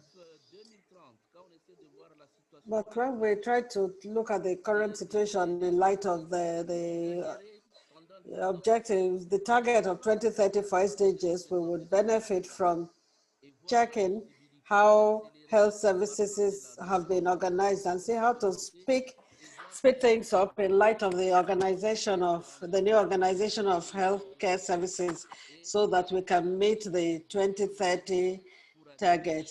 And we found that primary healthcare was the way to ensure that we achieve the SDGs and also speed up the UHC agenda. Next slide, please.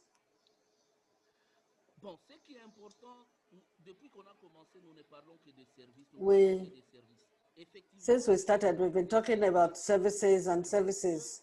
And indeed, services are the product of all the various components of the healthcare system. The goal of a healthcare system is to provide quality service which is accessible and which ensures that the most vulnerable are not left out. This is why we talk of UHC.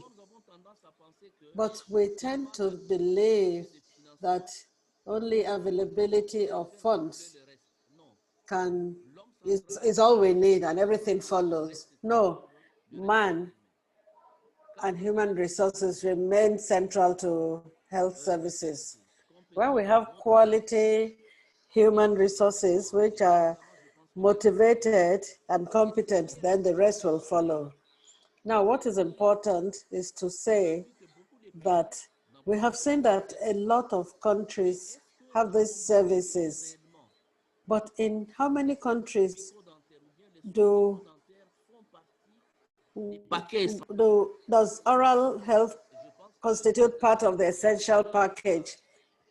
I believe that our friends of the program know it, but COVID showed us that when we look at the risks in terms of organizing healthcare, in terms of transmission of this disease,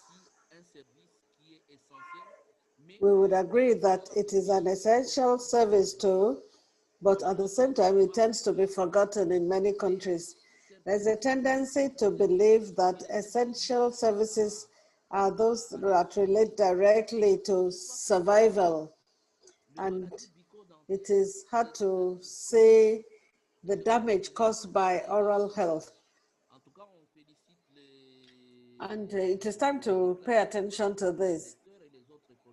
And so we really wish to congratulate those who have brought it to the front burner. So when we talk about UHC, first, these services should exist Secondly, they should be of quality, of good quality.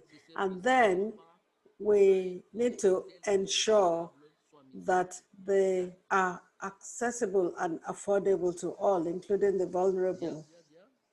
Next slide, please.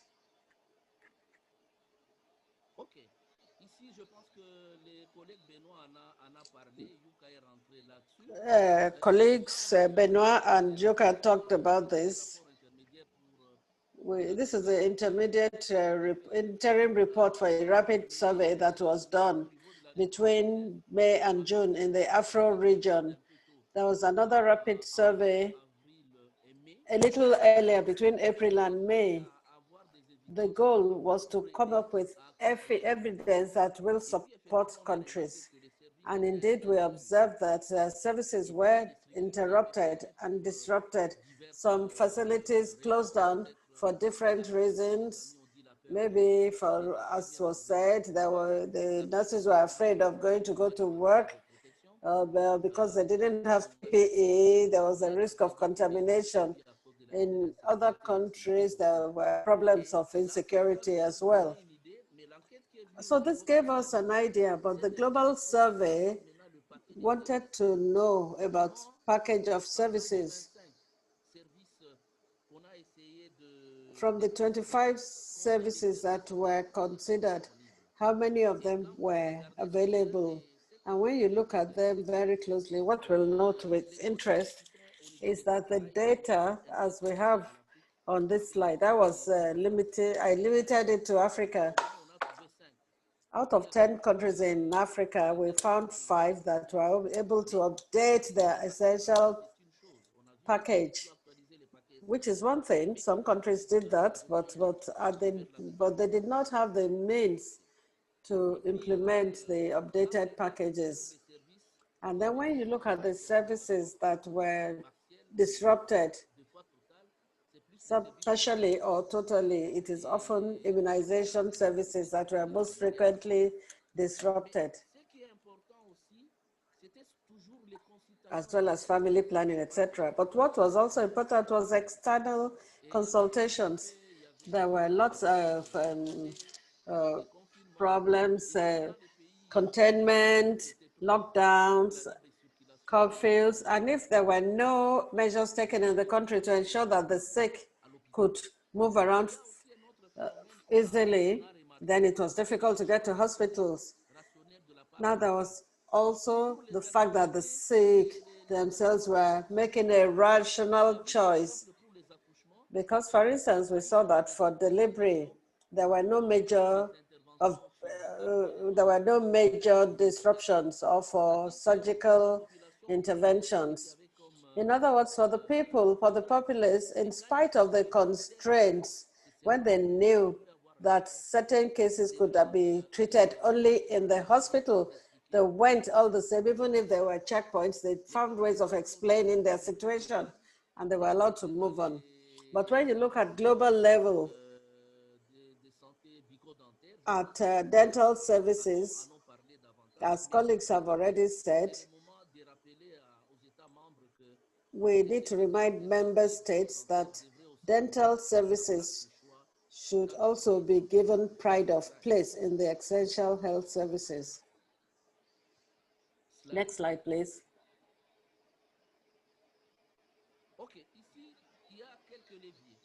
Here we see some levers. To the left, you see COVID represented by this big rock. And you see people trying to lift it with that lever. For us in the health system, we're learning a lot from COVID. When we try to compare COVID with Ebola or with measles or cholera, etc.,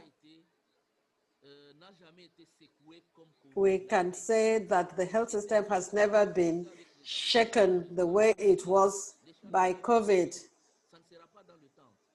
And I believe, as I've said to colleagues, that the changes, the disruptions will be in the health facilities, and it's time for us to start thinking of what we are going to do, because of course we have COVID, but we also have malaria, diarrhea, we have pneumonia, we have delivery. And if we're not careful, then people will no longer have access to any healthcare facility. So there are 4 levers that countries are trying to activate. And this you'll find in a guide that was prepared by, at the global level for member states. The first is that there is need to ensure, to strengthen leadership and management. This has to do with coordination, which should be inclusive. Everybody should be involved. The representatives of the communities, the private sector, the youths and adolescents, all of them should be involved. The youths also need to begin to participate in this kind of endeavors because they will be the ones that will handle this in the future. Now, the second lever is to begin to think of alternative places for taking care of patients, because when you go to a hospital, the ICU has 4 or 5 beds. Now, if you look at it from the perspective of COVID, and you put COVID there, if they have somebody who has a coma, where do you put the patient? That's why we said there is need to begin to find spaces, specialized spaces, and to ensure that isolation is provided for in the case of COVID, but at the same time, in the case of other diseases.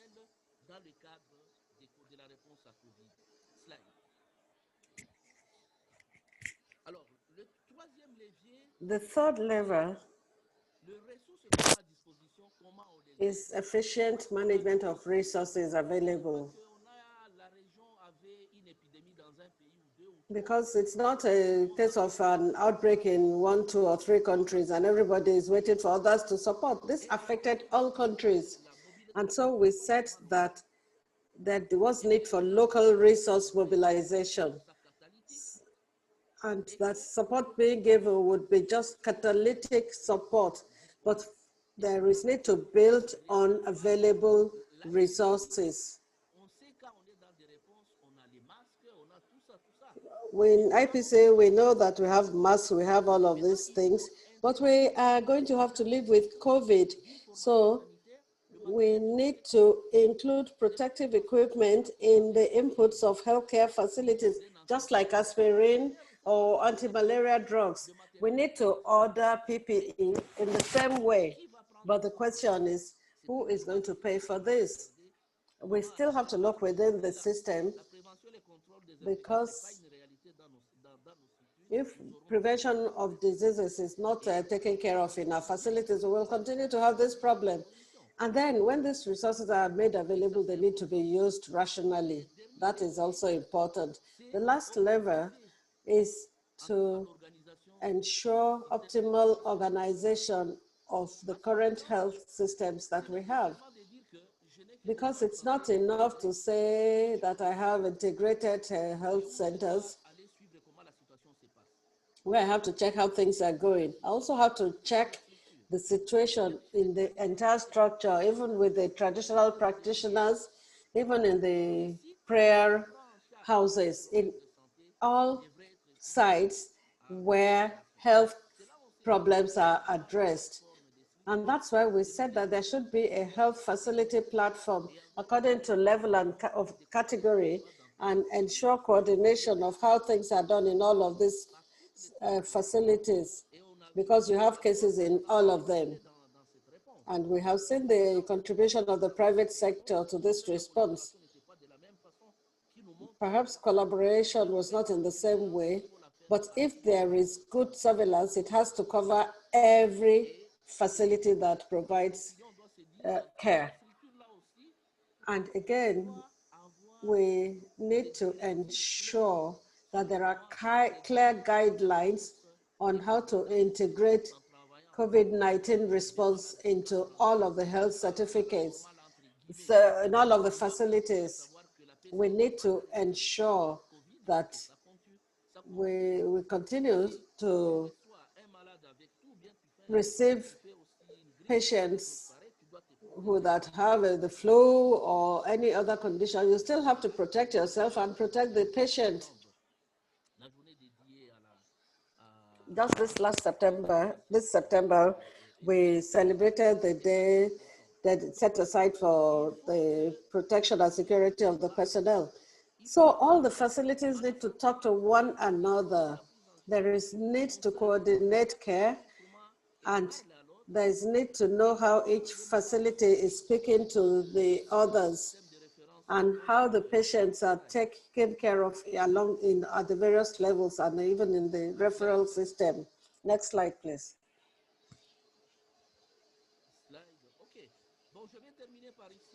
Now let me conclude with this bonus slide on primary health care.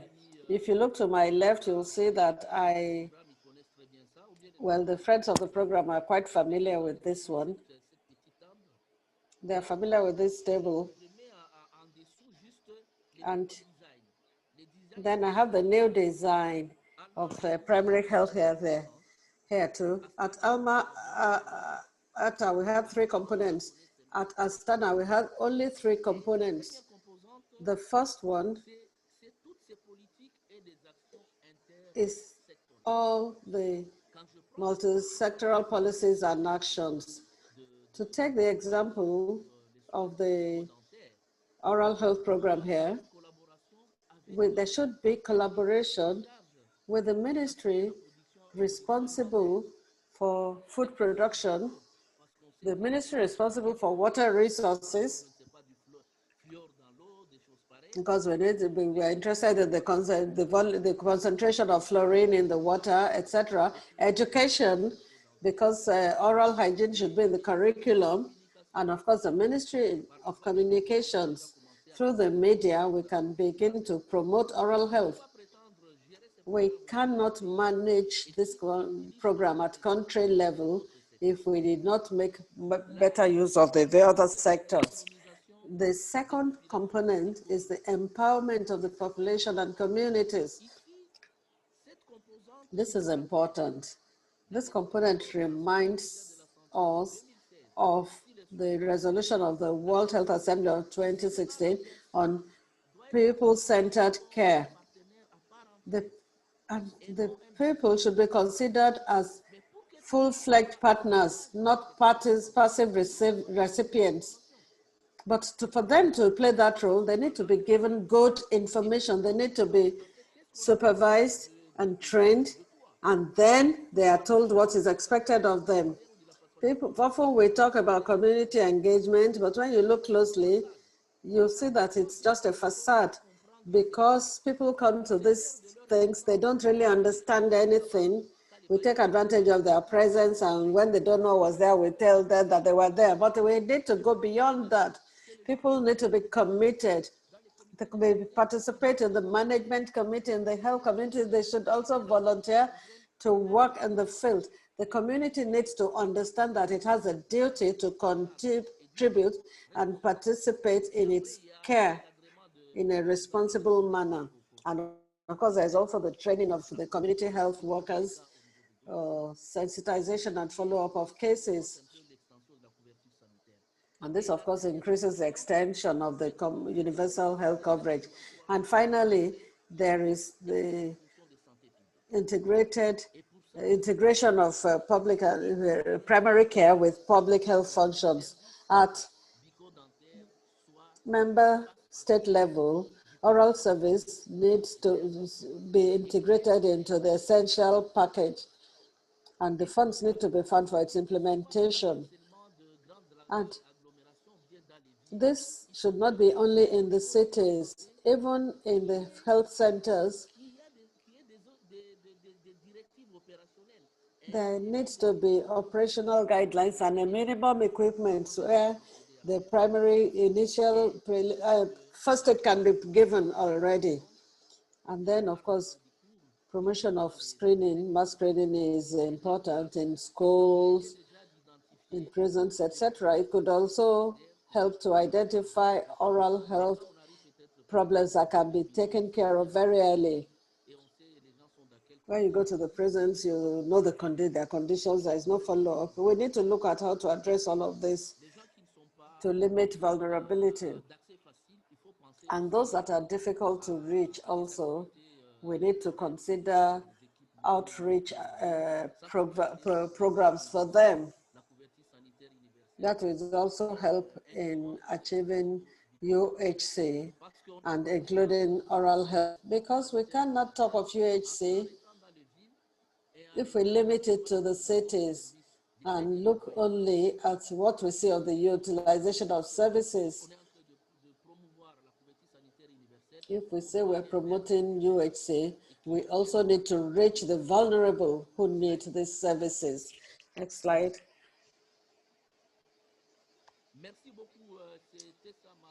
Thank you. That was my presentation. I apologize for the technical problems we had at the beginning. We're all learning, and that's the way to learn. Thank you.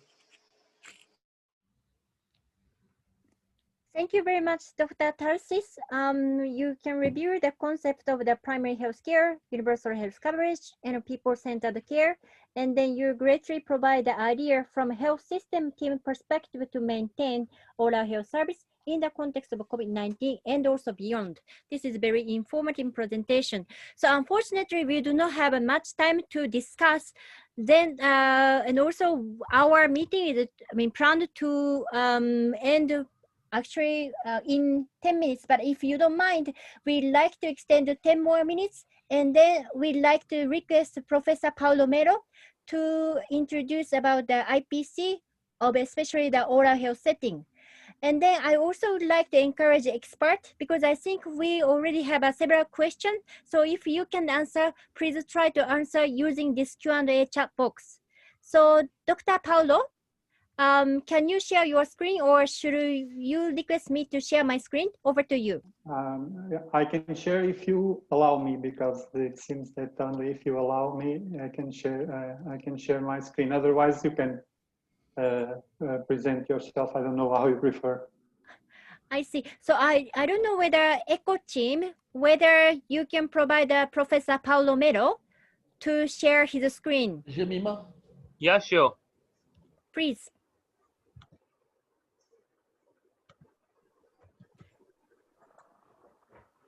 Yeah, good. And for translator team information, actually, Professor Paulo will make presentation in Portuguese.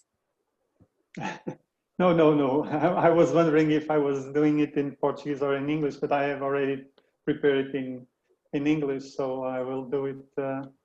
Okay, so you will present in English. Okay, yeah, thank you very much. Yep. Yeah, but I cannot share my presentation. It doesn't just check work. now, so sir. Better you can. So okay, please check now. Yeah. Now it's okay. Thank you. So first of all, let me thank Yuka Makino for giving me the opportunity to participate in this webinar and talk about infection prevention and control and usage of PPE in oral health setting. Good morning, good afternoon, or good evening to everybody, to all participants, and a special compliment to my Portuguese speaking friends from African countries. Bom dia a todos. As you all know, we are facing SARS-CoV-2, which is a new virus, bringing up a new disease, COVID-19, as all know. And the way we deal with both is still a learning process that is doing a significant disruption to dentistry, as you could see in the previous presentations. Oral health professionals, dental associations, and regulatory bodies are facing diverse challenges to continue providing dental care and promoting the oral health of the population. Some time ago, WHO has confirmed the hypothesis of getting SARS-CoV-2 through airborne infection, but we still face some uncertainties on the risks of dentistry, aerosol generating procedures, and at the same time do not know what the minimum personal protection equipment requirements should be. As we are going to talk about IPC, let me first give you an update on the infection rate among oral health professionals. During this outbreak, FDI decided to create a task team in order to help oral health professionals and national dental associations with some action. A constant updated scientific information on COVID is available in FDI's website, and other initiatives are going on, as for example, this National Dental Association survey to collect information about dental practices measures, financial impact, and other challenges. We have received responses from 80 countries and 92 NDAs that is also available on FDI Resource Library on COVID website. This is a very good number of participants, and regarding this questionnaire, we are going to show you I am going to show you some interesting outcomes. You can see here the number of responses per continent that shows a very balanced participation ranging from 33% from Latin America to 75% in North America. And we also have a reasonable percentage of answers coming from countries of different income groups. Regarding the guidelines for dental practice, you can see that 19% of the countries do not have any practice or treatment guidance in place, with more expression in Africa and Latin America. And the other important issue that we have already talked here in the other presentation is that when facing the close down of the offices, only 55% had dedicated emergency dental services and 33% teledentistry services. And 30% of those countries had no services for the public. Regarding the oral health professional infection rate, only 19 countries reported that they were monitoring the infection rate among oral health professionals, but few had available that data. We can see that in Portugal, there were 4 infected dentists out of 6,000, and this reported to June. In Italy died 3 dentists over 70 years old. In Montenegro, 1 infected dentist and 1 dental hygienist that was reported. In Hong Kong and Fuji Islands, there were no dentists infected. And in Spain, we had 2% out of 4,500 dentists infected. And this is the highest figure that we see, and but we don't know if they were infected during their practice or socializing. Nevertheless, all reports show that there is a low level of oral health professionals infected compared to other health professionals. This might be explained due to the high level of protection that was already going on before COVID in dentistry. This can also be verified in the Wuhan report, showing that only 9 oral health professionals out of 1,098 health professionals were infected 2 months before the announcement of the disease, when SARS-CoV-2 was already infecting people. I would like to highlight other important FDI initiative that was a council statement from which I highlight 5 sentences where it is said that one of them says, the first one, says that oral health is a fundamental component of overall health and well-being, and oral health care is an essential public service that must be made as broadly accessible as possible. And this must go even in a pandemic situation. And of course, I would also like to highlight the oral health professionals have the responsibility to assure emergency care whenever possible and permitted by the national regulations. I invite you to read all the statement in the FDI website. Now, in this short time, I will try to sum up the most important IPC standard precautions and how to provide oral health services to COVID-19 patients. For that, it's important to remind that the size of the virus range from 0.06 to 0.14 micron, and the masks or respirators that we use are able to filter particles until 0.007 micron.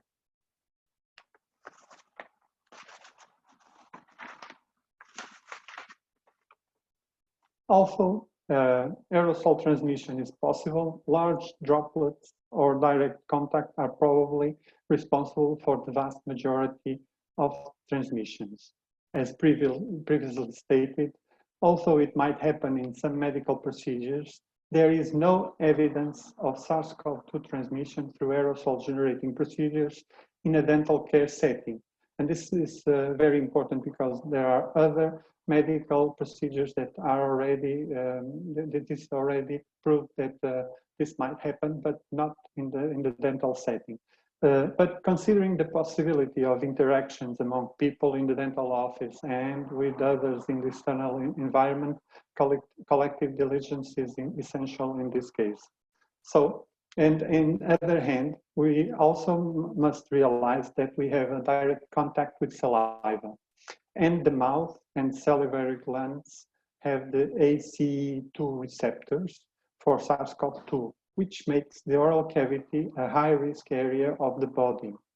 And talking about this risk for the professional and the patient, we all are aware of this nice diagram giving us a perfect overview of the possible transmission routes in dental practice. But we should never forget, and this I believe that is very important, that the virulence and the infection dose are very important for this transmission. So we might, and we have aerosols. We don't know if the virulence and the infection dose is enough to transmit the disease. So what must we do in this pandemic area in terms of precautions in dental offices? First of all, we have to get a specific guide manual where you clearly define who circulates in the different spaces of the clinic, each one's task, provide also the necessary training and information to all professionals, and have a plan designed to answer a possible future COVID infection situation happening in oral health professionals from that staff.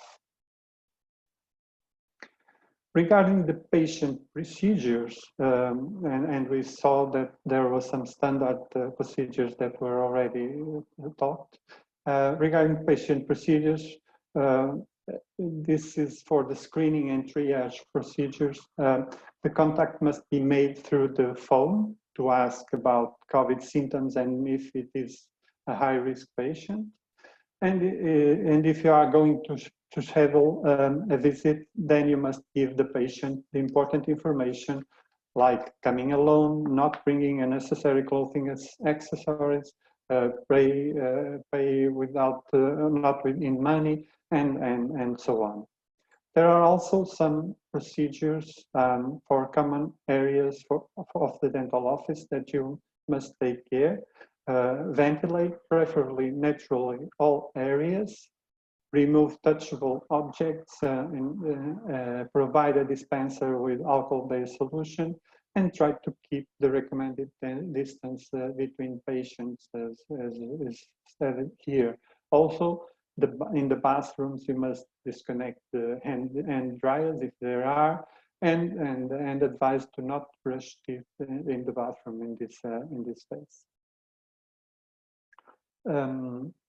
In the operatory, before dental care, you must be pragmatic on the treatment plan and try to provide more than one service if necessary with the adequate PPE. Protect and disinfect all commonly touched surfaces, keep the door closed of the office, and instruct the patient to rinse with a solution of 1% hydrogen peroxide or 0.2% of iodopovidone. Those are some of the recommendations that you have to take care before the dental care. During the dental care, you must avoid aerosol generating procedures. And here you have, unfortunately, during the UCA presentation, I could not attend. I had some connection problems, but I believe that she talked a lot about this. And you know that there are high risk procedures, medium risk and low risk procedures. And of course, this also was talked by Benoit, and I believe that everybody is quite aware of what are the aerosol generating procedures and how to avoid to do it too much times. So you also need to use high-speed suction, and if possible, whenever possible, we can use rubber dam. And in some situations, for instance, in surgery, you might opt by using resorbable sutures in order to avoid another visit for the patient. So these are some of the recommendations during dental care. And after the dental care, you must keep the mask or respirator on and promote their renewal inside of the operatory. And only some minutes after, you can start the disinfecting procedure, because you must wait for everything to settle down, and then you can start the disinfection procedures. And these procedures include all those that you can see here, like the disinfection of the package of all materials that were not used, and remove the protective disposal barriers that you have in some places where you touch more frequently, and then you have to discard them and replace them. And also disinfect all surfaces, equipment, and doorknobs, for instance. Everything should be disinfected, and of course also the floor with a detergent or a disinfectant solution.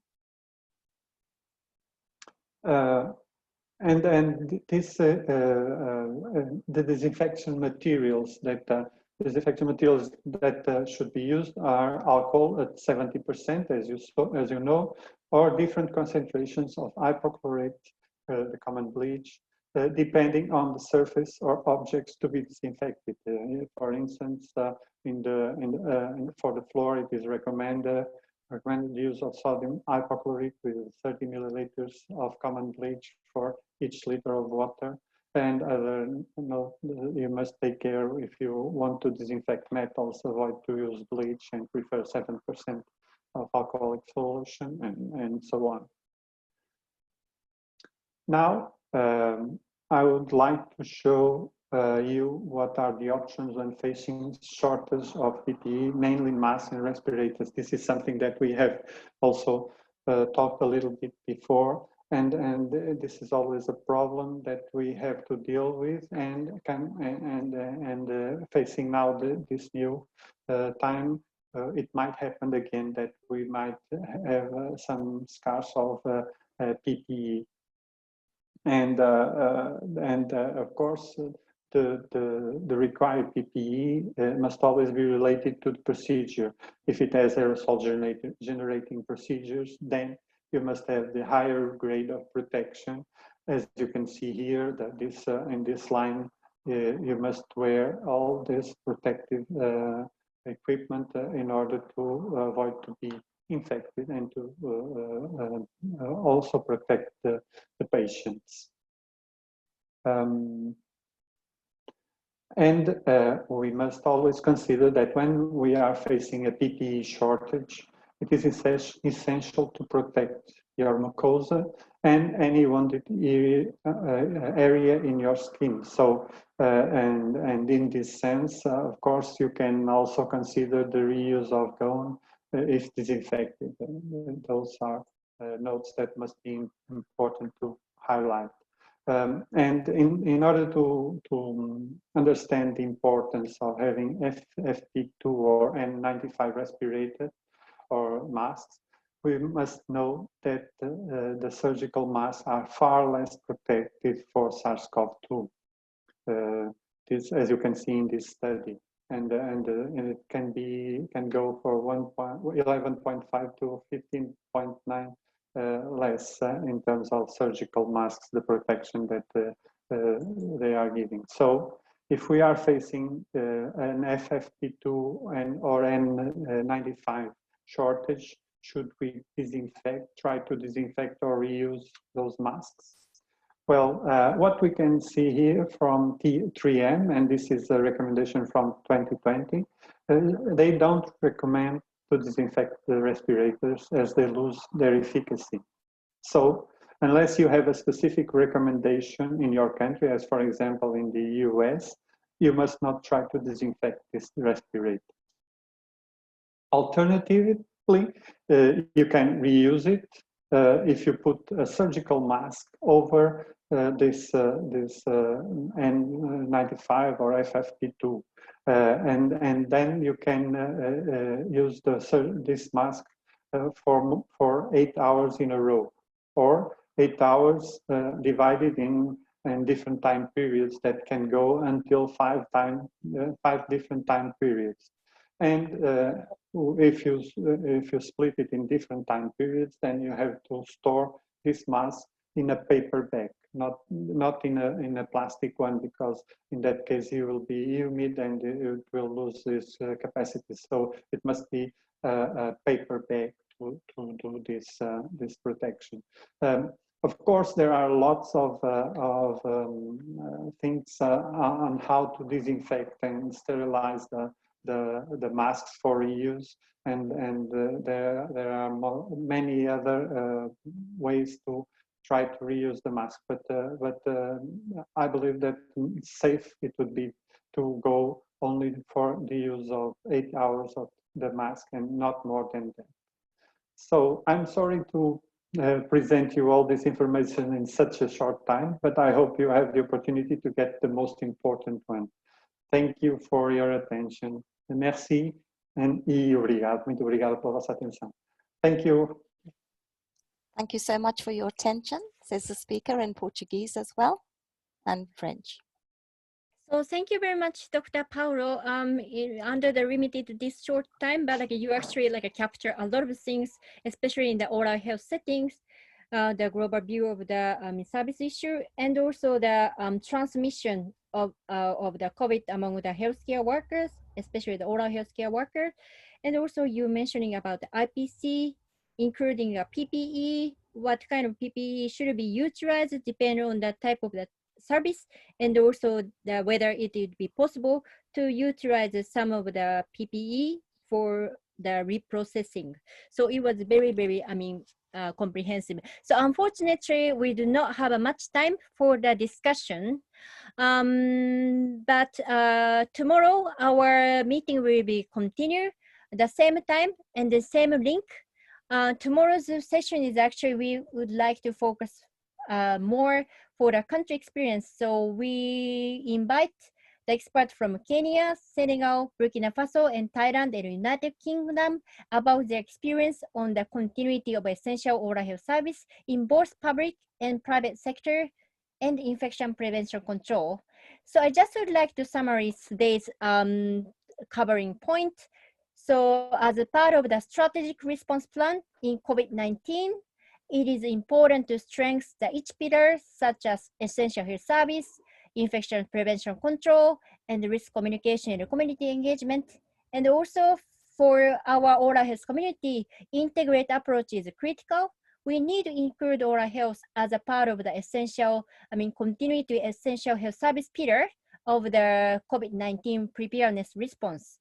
And then integration of oral health into essential health service package. Furthermore, to integrate oral health service into the UHC benefit package is important to reduce the financial risk from the patients. And then ensure infectious prevention control, considering characteristic of oral health setting, considering the chain of infection and mode of transmission is important. Also, considering the transmission stage and also available PPE, we have to prioritize the oral health service, which will be provided. And then the Dr. Taxis mentioned that empowerment of a population and a community and the promoting perspective, because like oral health or oral disease actually like prevented. Therefore, during the COVID-19, we also have to empower of the population and community to promote oral health and prevent an oral disease and management. Also, we need to educate and engage the community, for example, to utilize telemedicine to educate community and remove the unnecessary fear from the population to access to the health facility, including the dental facilities. So thank you very much for your in-depth participation. Hopefully we have a more in-depth discussion tomorrow, and then hopefully we can identify the way forward for Build Back Better tomorrow. Thank you very much for your participation. Bye-bye. Bye, ma'am. Thank you so much. Thank you very much. Bye. Bye. Thank you.